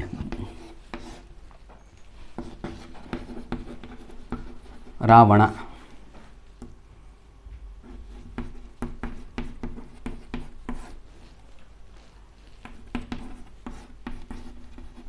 ನೋಡಿ ಇಲ್ಲಿ ಹೆಂಗಿದೆ ಅಂದರೆ ಯಾರಿಗೆ ಹುಡುಕಂತ ಕೂತ್ಕೊಂಡ್ರೆ by Ravana killed is Rama ಹಾಗೆ ಹೀಗೆ ಅಂತ ಏನೂ ಇಲ್ಲ ಕಣ್ರು. ಮೊದಲು ನೌನನ್ನು ಸರ್ಚ್ ಮಾಡಬೇಕಿಲ್ಲಿ, ಆಯಿತಾ? ನಾನು ಬರಿತಾ ಹೋಗ್ತೀನಿ ನೋಡಿ. ನಾನೇನು ಮಾಡಲ್ಲ, ರಾವಣ ಅಂತ ಬರ್ಕೊಂಡೆ. ನಂತರದಲ್ಲಿ ನನಗೆ ಒಂದು ವರ್ಬನ್ನು ಹುಡುಕಬೇಕು, ವರ್ಬು. ಹಾಗಿದ್ರೆ ನಾನು ಒಂದು ವರ್ಬನ್ನು ಹುಡುಕಿದೆ, ಆ ವರ್ಬ್ ಇದಾಗಿರುತ್ತೆ, ಈಸ್ ಅಂತ ಬರ್ಕೊಂಡೆ. ನಂತರದಲ್ಲಿ ನಾನು ಒಂದು ಮೇನ್ ವರ್ಬ್ ಆದಮೇಲೆ ಒಂದು ಹೆಲ್ಪಿಂಗ್ ವರ್ಬ್ ಎಲ್ಲ ಹುಡ್ಕೊಂಡೆ, ಅದು ಕಿಲ್ಡ್ ಆಗಿರುತ್ತೆ. ಅದಾದಮೇಲೆ ಒಂದು ಏಜೆಂಟನ್ನು ಹುಡ್ಕೊತೀನಿ, ಅದು ಬೈ ಅಂತ ಹೇಳ್ತೀವಿ, ಅದು ಬೈ ಆಗಿರುತ್ತೆ. ನಂತರ ಉಳಿದಿದ್ದನ್ನು ಬರಿತೀನಿ. ಎಷ್ಟು ಈಸಿ ಆಯ್ತು ನೋಡಿ. Ravana is killed by Rama ಅಂತ. ನೀವೇನು ಮಾಡ್ತಾಯಿದ್ದೀರಾ ಅಂದರೆ ಎಕ್ಸಾಮಲ್ಲಿ ಇದಕ್ಕೂ ಕೂಡ 10 ನಿಮಿಷ ಸಮಯವನ್ನು ಕೊಟ್ಟು ಟೈಮ್ ಪಾಸ್ ಮಾಡ್ತಾಯಿದ್ದೀರಾ. So you are not getting answer. ನಾನು ಹೇಳುವಂಥದ್ದು ಇಷ್ಟೇ. ಫಾರ್ ಎಕ್ಸಾಂಪಲ್ ಇನ್ನೊಂದು ಎಕ್ಸಾಂಪಲನ್ನು ನಾನು ನಿಮಗೆ ಕೊಡ್ತೀನಿ ಈಗ, ಆಯಿತಾ? ಏನು ಸರ್ ನೋಡಿ, ಆ್ಯಮ್ ವೆರಿ ಹ್ಯಾಪಿ. ನಿಮಗೆ ಕಲಿಸಲಿಕ್ಕೆ ಅಂತ ಒಂದು ಈಸಿ ಎಕ್ಸಾಂಪಲ್ ತಗೊಂಡಿದ್ದೀನಿ. ಸರ್ ಎಕ್ಸಾಮಲ್ಲಿ ಹೇಗೆ ಬರೆಯೋದು ಅಂದರೆ ಫಸ್ಟು ನೌನನ್ನು ನೋಡಬೇಕು. ನೌನ್ ಸಿಗಲಿಲ್ವಾ, ಪ್ರೊನೌನ್ ನೋಡಬೇಕು. ನೌನ್ ಕಾಣ್ತಾ ಇದೆಯಾ, ಕಾಣ್ತಾ ಇಲ್ಲ. ಹಾಗಿದ್ರೆ ಪ್ರೊನೌನ್ ಯಾವುದು ಅಂದರೆ ಇಲ್ಲಿ ಅದು ಇದಾಗಿರುತ್ತೆ. ಹಾಗಿದ್ರೆ ಇದನ್ನೇ ಫಸ್ಟ್ ಬರಿಬೇಕು. ಇದಾದ ತಕ್ಷಣ ನಮ್ಮ ರೂಲ್ ಏನು ಹೇಳುತ್ತೆ ಅಂದರೆ ವರ್ಬ್ ಬರಬೇಕು ಸೆಕೆಂಡ್ ಪಾರ್ಟ್ ಸೆಂಟೆನ್ಸಲ್ಲಿ. ಹಾಗಿದ್ರೆ ವರ್ಬ್ ಯಾವುದು ಇದಾಗಿರುತ್ತೆ, ಐ ಆಮ್ ಅಂತ ಬರಿತೀನಿ. Clear all of you? ಉಳಿದಿದ್ದು ಈಸಿ ಸರ್, ಮತ್ತೇನೂ ಇಲ್ಲ. ಐ ಆಮ್ ವೆರಿ ಹ್ಯಾಪಿ ಅಂತ ನಿಮ್ಮ rearrange the following sentence. Clear? ಆದರೆ ನಿಮಗೆ ಇಂತಹ ಜೊತೆ ಇನ್ನೊಂದು ಕೊಡ್ತಾ ಇದ್ದಾರೆ. ಅದು ಯಾವುದು ಅಂತ ಹೇಳಿದರೆ ಅದು ಕ್ವಶನ್ ಮಾರ್ಕಿನ ಪ್ರಶ್ನೆಗಳು ಆಗಿರ್ತವೆ. ಈಗ ಎಕ್ಸಾಂಪಲ್ ನೋಡಿ, ಈಗ ಇದೆ ಕ್ವಶನ್ ಮಾರ್ಕ್ ಇದೆ. ಕ್ವಶನ್ ಮಾರ್ಕ್ ಇದ್ದ ತಕ್ಷಣ ಹೆದರ್ಕೊಳ್ಳೋ ಅವಶ್ಯಕತೆ ಇಲ್ಲ. ಎಸ್ ಆರ್ ನೋ ಕ್ವಶನ್ ಅಂತ ಮೊದಲಿಗೆ ವರ್ಬು ಬರಬೇಕು. ಹಾಗಿದ್ರೆ ಕ್ಯಾಪಿಟಲ್ ಲೆಟ್ರಲ್ಲಿ ಬರ್ಕೋಬೇಕು. ವರ್ಬು ಇದೇ ಆಗಿರುತ್ತೆ. ನಂತರದಲ್ಲಿ ಸಬ್ಜೆಕ್ಟು ಯು ಆರ್ ಹ್ಯಾಪಿ ಅನ್ನುವಂಥದ್ದು answer. This is the right answer. Clear my dear? Next ಇದು ನಿಮಗೆ 1 ಮಾರ್ಕ್ಸಿಗಿದೆ. ಕ್ವಶನ್ ನಂಬರ್ 32 ಕಂಪಲ್ಸರಿ, ಅದಕ್ಕೆ ಯಾವುದೇ ರೀತಿಯಾದಂತಹ ಇದು ಇಲ್ಲ. ಈಗ ನಾವು ಇರುವಂಥದ್ದು question number 33 rectify the error ಅಂತ. ಎರರ್ ಇದು 0 ಮಾರ್ಕ್ಸ್ ನಮ್ಮ ವಿದ್ಯಾರ್ಥಿಗಳು ತೆಗಿತಾ ಇದ್ದಾರೆ ಎಕ್ಸಾಮಲ್ಲಿ. ಯಾಕೆ ತೆಗಿತಾ ಇದ್ದಾರೋ ಗೊತ್ತಾಗ್ತಾ ಇಲ್ಲ. 0 ಮಾರ್ಕ್ಸನ್ನು ಸ್ಕೋರ್ ಮಾಡ್ತಾ ಇದ್ದೀರಾ. ಈಗ ಫಸ್ಟ್ ಎಕ್ಸಾಂಪಲ್ಲು ಭಾಳ ಸಲ ಎಕ್ಸಾಮಿಗೆ ಬರ್ತಾ ಇರುವಂಥದ್ದು ಅದು ಇದೆ. Childrens are playing in the garden. Childrens are playing in the garden. ಇಲ್ಲೇನು ಸರ್ ತಪ್ಪಿದೆ ಹೇಳಿ ನೋಡೋಣ. ಏನು ತಪ್ಪೇ ಕಾಣ್ತಾ ಇಲ್ಲ ನಿಮಗೆಲ್ಲ, ನಮಗೂ ಕೂಡ ಕಾಣಲ್ಲ. ಯಾಕೆ ಕಾಣಲ್ಲ ಗೊತ್ತಾ? ಅವರ್ ಇಂಗ್ಲೀಷ್ ಈಸ್ ರಾಂಗ್ ಅಂತ. That's why my dear children, ಸ್ವಲ್ಪ ಕಾನ್ಸೆಪ್ಟನ್ನು ಇಟ್ಕೊಳ್ಳಿ. ಇಲ್ಲಿ ಏನು ತಪ್ಪಿದೆ ಅಂದರೆ ಅದು ಇದೇ ಆಗಿರುತ್ತೆ. ಚಿಲ್ಡ್ರನ್ಸ್ ಅಂತ ಇಂಗ್ಲೀಷಲ್ಲಿ ವರ್ಡೇ ಇಲ್ಲ. ಹಾಗಿದ್ದರೆ ಚಿಲ್ಡ್ರನ್ಸ್ ಬದಲಿಗೆ ಏನು ಬರಿಬೇಕಿಲ್ಲಿ? ಚಿಲ್ಡ್ರನ್ ಅಂತ ಬರಿಬೇಕು ಅಷ್ಟೇ. ಎಸ್ ಇಲ್ಲ. ಯಾಕೆ ಗೊತ್ತಾ? ಇದೇ ಪ್ಲೂರಲ್ ಫಾರಮು, ಇದೇ ಬಹುವಚನ. Clear my dear children? ಆಯಿತಾ? ಇದಕ್ಕೆ ಸಿಂಗುಲರ್ ಬೇಕು ಅಂದರೆ ಚೈಲ್ಡ್ ಅಂತ ನೋಡಿ. Child is singular, children is plural. ಹಾಗಿದ್ರೆ ಚಿಲ್ಡ್ರನ್ ಅಂತ ಬರೆದು ಫುಲ್ಲು ಸೆಂಟೆನ್ಸನ್ನು ಬರಿಬೇಕು ತಾವುಗಳು. ಆವಾಗ ನಿಮಗೆ 1 ಮಾರ್ಕ್ಸ್ ಸಿಗುತ್ತೆ. ಇದು ಟೈಪ್ 1. ಇದರಲ್ಲಿ ಇನ್ನೊಂದು ನಿಮಗೆ ರೆಕ್ಟಿಫೈ ದಿ ಎರರು ಭಾಳ ಸಲ ನಿಮ್ಮ ಎಕ್ಸಾಮಿಗೆ ಬರುತ್ತಿರುವಂಥದ್ದು ಅದ್ಯಾವುದು ಅಂತ ಹೇಳಿದರೆ, ಆಯಿತಾ? ಕ್ವಶನ್ ನಂಬರು ನಿಮ್ಮ ಎಕ್ಸಾಮಿಗೆ ಬಂದಿರುವಂಥದ್ದು ಪದೇ ನೋಡಿ. ರೈನ್ ಈಸ್ ಕಮ್ಮಿಂಗ್ ಅಂತ. ರೈನ್ ಈಸ್ ಕಮ್ಮಿಂಗ್ ಅಂತ. ರೇನ್ ಈಸ್ ಕಮ್ಮಿಂಗ್ ಅಂತ ಇಂಗ್ಲೀಷಲ್ಲಿ ಇಲ್ಲೇ ಇಲ್ಲ ಸರ್. ಅದನ್ನು ನಾವು ರೆಕ್ಟಿಫೈ ದಿ ಎರರಲ್ಲಿ ಇಟ್ಸ್ ರೈನಿಂಗ್ ಅಂತ ಬರಿಬೇಕು. ರೈನಿಂಗ್ ಅಂತ. ಇದರ ಅರ್ಥವೇನು ಅಂದರೆ ಇಟ್ ಈಸ್ ರೈನಿಂಗ್ ಅಂತ. ಇದು ಸರಿಯಾದದ್ದು ಆಗಿರುತ್ತೆ. ಇದು ನಾವು ಯಾಕೆ ತಪ್ಪು ಬರಿತಾ ಇದ್ದೀವಿ ಅಂದರೆ ಈ ರೀತಿಯಾಗಿ ಮಳೆ ಬರ್ತಾ ಇದೆ ಅಂತ. ಮಳೆ ಬರ್ತಾ ಇರೋದನ್ನು ಇಂಗ್ಲೀಷಲ್ಲಿ ಇಟ್ಸ್ ರೈನಿಂಗ್ ಅಂತ ಕರೆಯುತ್ತೇವೆ, ಹೇಳ್ತೇವೆ. ನೆಕ್ಸ್ಟ್ ಇನ್ನೊಂದು ಪ್ರಶ್ನೆಯನ್ನು ತೋರಿಸ್ಬಿಡ್ತೇನೆ ಎರರ್ ರೆಕ್ಟಿಫೈನಲ್ಲಿ. ಬೇಜಾರಾಗ್ಬಿಡಿ, ಭಾಳ ಸಮಯ ನಾನು ಕಿಲ್ ಮಾಡ್ತಾಯಿದ್ದೀನಿ ನಿಮ್ಮದು, ಆಯಿತಾ?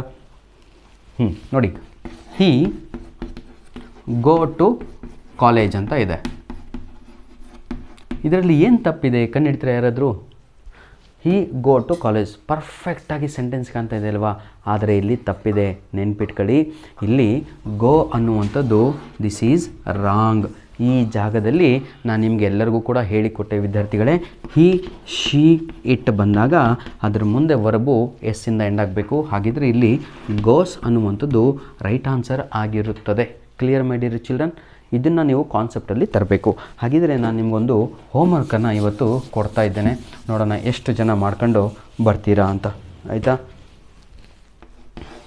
She smile at me. ದಯವಿಟ್ಟು ಎರರ್ ಫೈಂಡಿಂಗಲ್ಲಿ ಇದನ್ನು ಕಂಡುಹಿಡಿದ್ಬಿಟ್ಟು ತಾವುಗಳು ನನಗೆ ಕಮೆಂಟ್ ಮಾಡಿ. ಕ್ಲಿಯರ್? ಬರ್ಕೊಂಡಿದ್ದೀರಾ ಅಂದ್ಕೊಂಡಿದ್ದೀನಿ. ಕ್ವಶನ್ ನಂಬರು 33 ಇಷ್ಟ ತನಕ ಮಾಡಿದ್ದದು 4 ಮಾರ್ಕ್ಸಿಗೆ ನಿಮ್ಮ ಆ್ಯನ್ಯುವಲ್ ಎಕ್ಸಾಮಿಗೆ ಬರುತ್ತೆ ನನ್ನ ಪ್ರೀತಿಯ ವಿದ್ಯಾರ್ಥಿಗಳೇ. ಕ್ವಶನ್ ನಂಬರ್ 30 ನೋಡಿ, 11 ಆಯಿತು, 12, 13, 14 ನೋಡಿ, 31, 32, 33 ಮುಗೀತು. ಈಗ ಏನು ಬರಲ್ಲ ಅಂತಿರಲ್ವ, ಅದು ಬಂದಿರುವಂಥದ್ದು. ಅದು ಯಾವುದು ಅಂದರೆ ಕ್ವಶನ್ ಟ್ಯಾಕ್ಸ್ ಅಂತ. ಕ್ವಶನ್ ಟ್ಯಾಕ್ಸು ಬಹಳ ಈಸಿ ಕಂಡ್ರೋ, ಈಸಿಯಾಗಿ ಬರೆದು ಬಿಡ್ತೀನಿ ಬೋರ್ಡ್ ಮೇಲೆ, ಕರೆಕ್ಟಾಗಿ ನೋಡ್ಕೊಳ್ಳಿ. ಕ್ವಶನ್ ಟ್ಯಾಕ್ಸು ನೋಡಿ, question tax I am not happy. ಏನು ಸರ್ ಅರ್ಧ ಗಂಟೆ ವಿಡಿಯೋ ಮಾಡ್ತೀರಾ I am not happy today ಅಂತ, ಆಯಿತಾ? ಕ್ವಶನ್ ಟ್ಯಾಗ್ ಹೇಗೆ ಮಾಡಬೇಕು ಅಂದರೆ, ಕ್ವಶನ್ ಕೊಟ್ಟಿದ್ದಾರೆ ಎಕ್ಸಾಮಲ್ಲಿ, ಇದು ಪಾಸಿಟಿವ್ನಲ್ಲಿದೆ, ಹೌದಾ ತಪ್ಪಲ್ವಾ? This is negative sentence. ಹಾಗಿದ್ರೆ ಆನ್ಸರು ಪಾಸಿಟಿವ್ನಲ್ಲಿ ನಮಗೆ ಬರಬೇಕು. ಪಾಸಿಟಿವ್ ಅಂದರೆ ನಮ್ಮ ಉತ್ತರದಲ್ಲಿ ನಾಟ್ ಅಂತ ಬರಬಾರದು. ಹಾಗಿದ್ರೆ ಸರಿಯಾದ ಉತ್ತರವನ್ನು ನಾನು ನಿಮಗೆ ಹಾಕ್ಕೊಡ್ತೀನಿ. ಇಷ್ಟೇ ಸರ್ ಆನ್ಸರು, ಆ್ಯಮ್ ಐ ಅಂತ. ಏನು ಮಾಡಿದೆ ನಾನು? ಏನೂ ಮಾಡಲಿಲ್ಲ, ಮ್ಯಾಜಿಕ್ಕು. ಇದನ್ನು ಕಲಿಸ್ಕೊಡ್ತೇನೆ, ಕರೆಕ್ಟಾಗಿ ಕೇಳ್ಕೊಳ್ಳಿ. Shall we start? Very good. ಈಗ ಒಂದು ಗುಡ್ ಎಕ್ಸಾಂಪಲ್ ತಗೊತೇನೆ, ಕರೆಕ್ಟಾಗಿ ನೋಡ್ಕೊಳ್ಳಿ. She is playing. Easy sentence ತಗೊಂಡು ಫಸ್ಟ್ ಕಲಿಬೇಕು. Identify the verb given in the sentence. Verb ಯಾವುದು? ಇದು. Identify the pronouns in the given sentence, ಅದನ್ನು ನಾವು ಸಬ್ಜೆಕ್ಟ್ ಅಂತ ಕರಿತೀವಿ. ಇದು ಆನ್ಸರ್ ಬರೆಯೋ ಸಮಯದಲ್ಲಿ interchange the place of subject and verb ಅಂತ ಹೇಳ್ತೀವಿ. ಈಸ್ ಈ ಕಡೆ ಬರೀರಿ, ಶಿ ಈ ಕಡೆ ಬರೀರಿ. The identify the given sentence is in positive or negative. This is positive, so answer should come in negative. Negative ಬರಬೇಕು ಅಂದರೆ ಒಂದು ನಾಟನ್ನು ಆ್ಯಡ್ ಮಾಡಬೇಕು ಮಕ್ಕಳೇ. This is our answer with question ಮಾರ್ಕಿಂದ ಎಂಡ್ ಆಗಬೇಕು. ಎಲ್ಲರಿಗೂ ಅರ್ಥ ಆಯಿತು ಅನಿಸುತ್ತೆ, ಇಂಗ್ಲೀಷ್ ಮೀಡಿಯಮ್ ಕನ್ನಡ ಮೀಡಿಯಮ್ ಎಲ್ಲರಿಗೂ ಕೂಡ. I repeat, one more question I take. ಒಂದೇ ಕ್ವಶನಿಂದ ಯಾರಿಗೂ ಕೂಡ ಅರ್ಥ ಆಗಲ್ಲ ಕಣ್ರಿ, ಬೇಜಾರಾಗಬೇಡಿ ಯಾರು ಕೂಡ. ಇದ್ರ ಜೊತೆಗೆ ಸ್ವಲ್ಪ ಡಿಫಿಕಲ್ಟ್ ಟಾಸ್ಕ್ ಯಾವುದು ಅಂದರೆ ನೋಡಿ, she kicked me. Kicked me ಪಾಪ ಈಗ ಬರೋದು ವರ್ಬೇ ಕಾಣಲ್ಲ ನಮ್ಮ ಮಕ್ಕಳಿಗೆ, ತಲೆ ಕೆಡಿಸ್ಕೊಬೇಡಿ. ಕೊಟ್ಟಿರುವ ಸೆಂಟೆನ್ಸು ಪಾಸ್ಟ್ ಟೆನ್ಸಲ್ಲಿದೆ. ಹಾಗಿದ್ರೆ ಪಾಸ್ಟ್ ಟೆನ್ಸಲ್ಲಿದ್ದರೆ ನಮ್ಮ ಆನ್ಸರು ಡಿಡ್ಡಲ್ಲೇ ಬರಬೇಕು. ಡಿಡ್ ನೆನ್ಪಿಟ್ಕೊಳ್ಳಿ. Given sentence is in past tense, so our answer is did. Clear? ಹಾಗಿದ್ರೆ ಶಿ ಕಿಕ್ಡ್ ಮೀ ಅಂತ ಇದೆ, ವರ್ಬ್ ಅಂತೂ ಸಿಕ್ಬಿಡ್ತು ನಮಗೆ. ಹಾಗಿದ್ರೆ ಇದನ್ನು ಈ ಕಡೆ ಬರೀಬೇಕು ಸರ್. ಆನ್ಸರ್ ರೆಡಿ ಆಯಿತು ಅನಿಸುತ್ತೆ. ಇದು ಪಾಸಿಟಿವ್ನಲ್ಲಿದೆ, answer should come in negative, so we should add not here with end question ಮಾರ್ಕಂದ ಎಂಡ್ ಆಗಬೇಕು. ಹಾಗಿದ್ರೆ ಡಿಡಂಟ್ ಶಿ ಅನ್ನುವಂಥದ್ದು ಸರಿಯಾದ ಉತ್ತರ. ಕ್ಲಿಯರ್? ಇಷ್ಟು ಬರೆದ್ರೆ 1 ಮಾರ್ಕ್ಸ್ ಎಕ್ಸಾಮಲ್ಲಿ ಸಿಗುತ್ತೆ. ಇದು ನಿಮಗೆ ಕ್ವಶನ್ ಟ್ಯಾಗು 2 ಬರುತ್ತೆ ಎಕ್ಸಾಮಲ್ಲಿ. Thank you. ಈಗ ಕ್ವಶನ್ ಟ್ಯಾಗ್ ಏನೋ ಆಗಿಬಿಡ್ತು. ಈಗ ನಿಮಗೆ ಡೂ ಫಾರ್ಮನ್ನು ನಾನು ಕಲಿಸ್ಕೊಡ್ತೇನೆ. ಇದರಲ್ಲಿ do forms, frame question with the help of the do forms ಅಂತ ಇದೆ. ಈಗ ಡೂ ಫಾರ್ಮ್ಸ್ಗೆ ಒಂದು ಎಕ್ಸಾಂಪಲನ್ನು ತೆಗೆದುಕೊಳ್ಳೋಣ, ಭಾಳ ಈಸಿಯಾಗಿರುವಂಥದ್ದು ತೆಗೆದುಕೊಳ್ಳೋಣ. ನೋಡಿ, Hanuman found Sanjeevani full stop. ಇದನ್ನು ನಾವು ಡೂ ಫಾರ್ಮ್ ಕ್ವಶನನ್ನು ಮಾಡಬೇಕು. ಹಾಗಿದ್ರೆ the given question given sentence is in which tense? Past tense. Past ಟೆನ್ಸಲ್ಲಿದೆ. ಹೇಗೆ ಸರ್ ಗೊತ್ತಾಯಿತು? ವರ್ಬನ್ನು ನೋಡಿದಾಗ ನಮಗೆ ಗೊತ್ತಾಯಿತು. ಹಾಗಿದ್ರೆ ಅವರ್ ಆನ್ಸರ್ ಈಸ್ ಡಿಡ್ ಅಂತ ಬರ್ಕೋಬೇಕು. ಯಾಕೆ? ಪಾಸ್ಟ್ ಟೆನ್ಸಲ್ಲಿ ಇದೆ ಅಲ್ವಾ ವರ್ಬು, ಹಾಗಾಗಿ ಡಿಡ್. ನೋಡಿ, copy and write. Did Hanuman find Sanjeevani. ಇದು ನಿಮ್ಮ ಆನ್ಸರ್. ಯಾವುದು? ಇಷ್ಟೇ. ಅರ್ಥ ಆಯಿತು ಅನಿಸುತ್ತೆ. One more example I will take. ಏನು ಮಾಡಿದೆ ಗೊತ್ತಾ? ಇಲ್ಲಿ ಹೇಳ್ತೀನಿ ನೋಡಿ. ಹನುಮಾನ್ ಫೌಂಡ್ ಸಂಜೀವಿನಿ ಅಂತ ಇತ್ತು ಕ್ವಶನ್ನು. ಇಲ್ಲಿ ವರ್ಬ್ ಯಾವುದು? ಫೌಂಡ್. ಅದು ಪಾಸ್ಟ್ ಟೆನ್ಸಲ್ಲಿದೆ. So I used this helping verb. ಡಿಡ್ಡನ್ನು ಹೆಲ್ಪಿಂಗ್ ವರ್ಬ್ ಆಗಿ ಯೂಸ್ ಮಾಡಿದೆ. ಹನುಮಾನಿಗೆ ಹನುಮಾನ್ ಅಂತ ಬರೆದೆ. ಫೌಂಡನ್ನು ಆಲ್ರೆಡಿ ನಾನು ಪಾಸ್ಟ್ ಟೆನ್ಸಲ್ಲಿ ಡಿಡ್ಡನ್ನು ತೆಗೆದಾಯಿತು. ಉಳಿದಿರುವಂಥದ್ದು ಫೌಂಡಲ್ಲಿ ಇದು. ಆದರೆ ಇದನ್ನು ಹೀಗೆ ಹೇಳಲ್ಲ. ಫಾಲೋಯಿಂಗ್ ವರ್ಬ್ ಡಿಡ್ಡನ್ನು ಯೂಸ್ ಮಾಡಿದಾಗ ಫಾಲೋಯಿಂಗ್ ವರ್ಬ್ ಬರುವಂಥ ನೆಕ್ಸ್ಟ್ ವರ್ಬು ಯಾವತ್ತೂ ಕೂಡ ಪ್ರೆಸೆಂಟ್ ಫಾರ್ಮಲ್ಲಿ ಇರಬೇಕು. ಹಾಗಾಗಿ ನಾನು ಆಯಿತಾ, once we use the past tense the following verb should come in present tense. This is the right one. ಇನ್ನೊಂದು ಎಕ್ಸಾಂಪಲನ್ನು ತೆಗೆದುಕೊಳ್ಳುತ್ತೇನೆ ವಿದ್ಯಾರ್ಥಿಗಳೇ. ಡೂ ಫಾರ್ಮಿಗೆ ಲಾಸ್ಟ್ ಎಕ್ಸಾಂಪಲ್ ಒಂದು. ಅದ್ಯಾವುದು ಅಂತ ನೋಡ್ಕೊಳ್ಳೋಣ. ಏನು ತಗೊಳ್ಳೋಣಪ್ಪ? ಹಾಂ, ಶಿ ಪ್ಲೇಸ್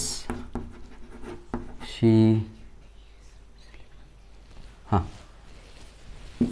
ನೋಡಿ, she sleeps well.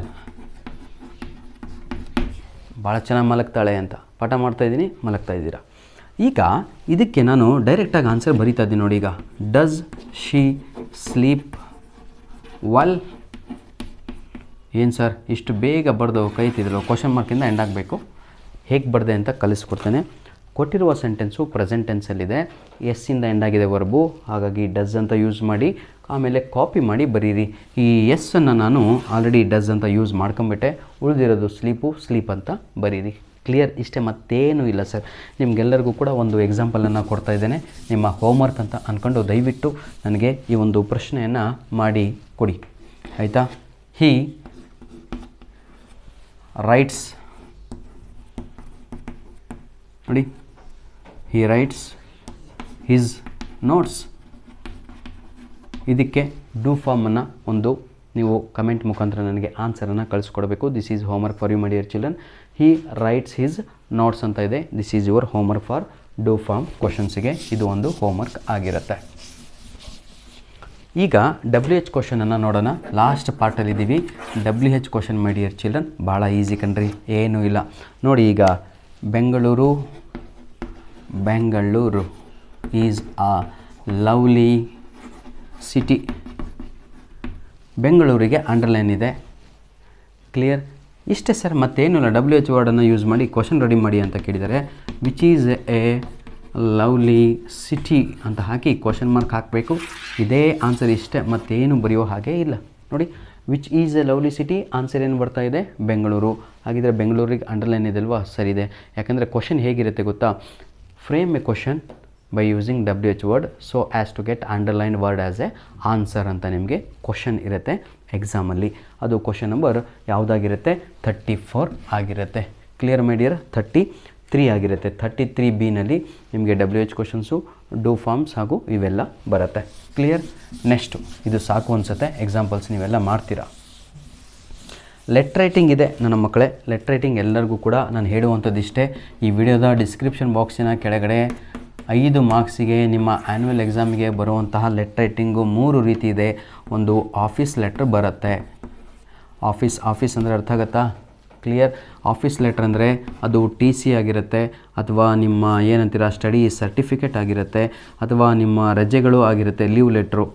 Next complaint letter ನಿಮ್ಮ ಆ್ಯನ್ಯುವಲ್ ಎಕ್ಸಾಮಿಗೆ ಬರುತ್ತೆ. ಕಂಪ್ಲೇಂಟ್ ಲೆಟ್ರ್ ಅಂತ ಹೇಳಿದರೆ ನಿಮ್ಮ PDOಗೆ ಬರೆಯುವಂಥದ್ದು ಅಥವಾ ಮುನ್ಸಿಪಲ್ ಕಾರ್ಪೊರೇಷನ್ಗೆ ಬರೆಯುವಂಥದ್ದು, ಈ ರೀತಿಯಾದಂಥ. ಇನ್ನೊಂದು ಬ್ಯಾಂಕಿಂಗ್ ಲೆಟ್ರ್ ಅಂತ ಬರುತ್ತೆ.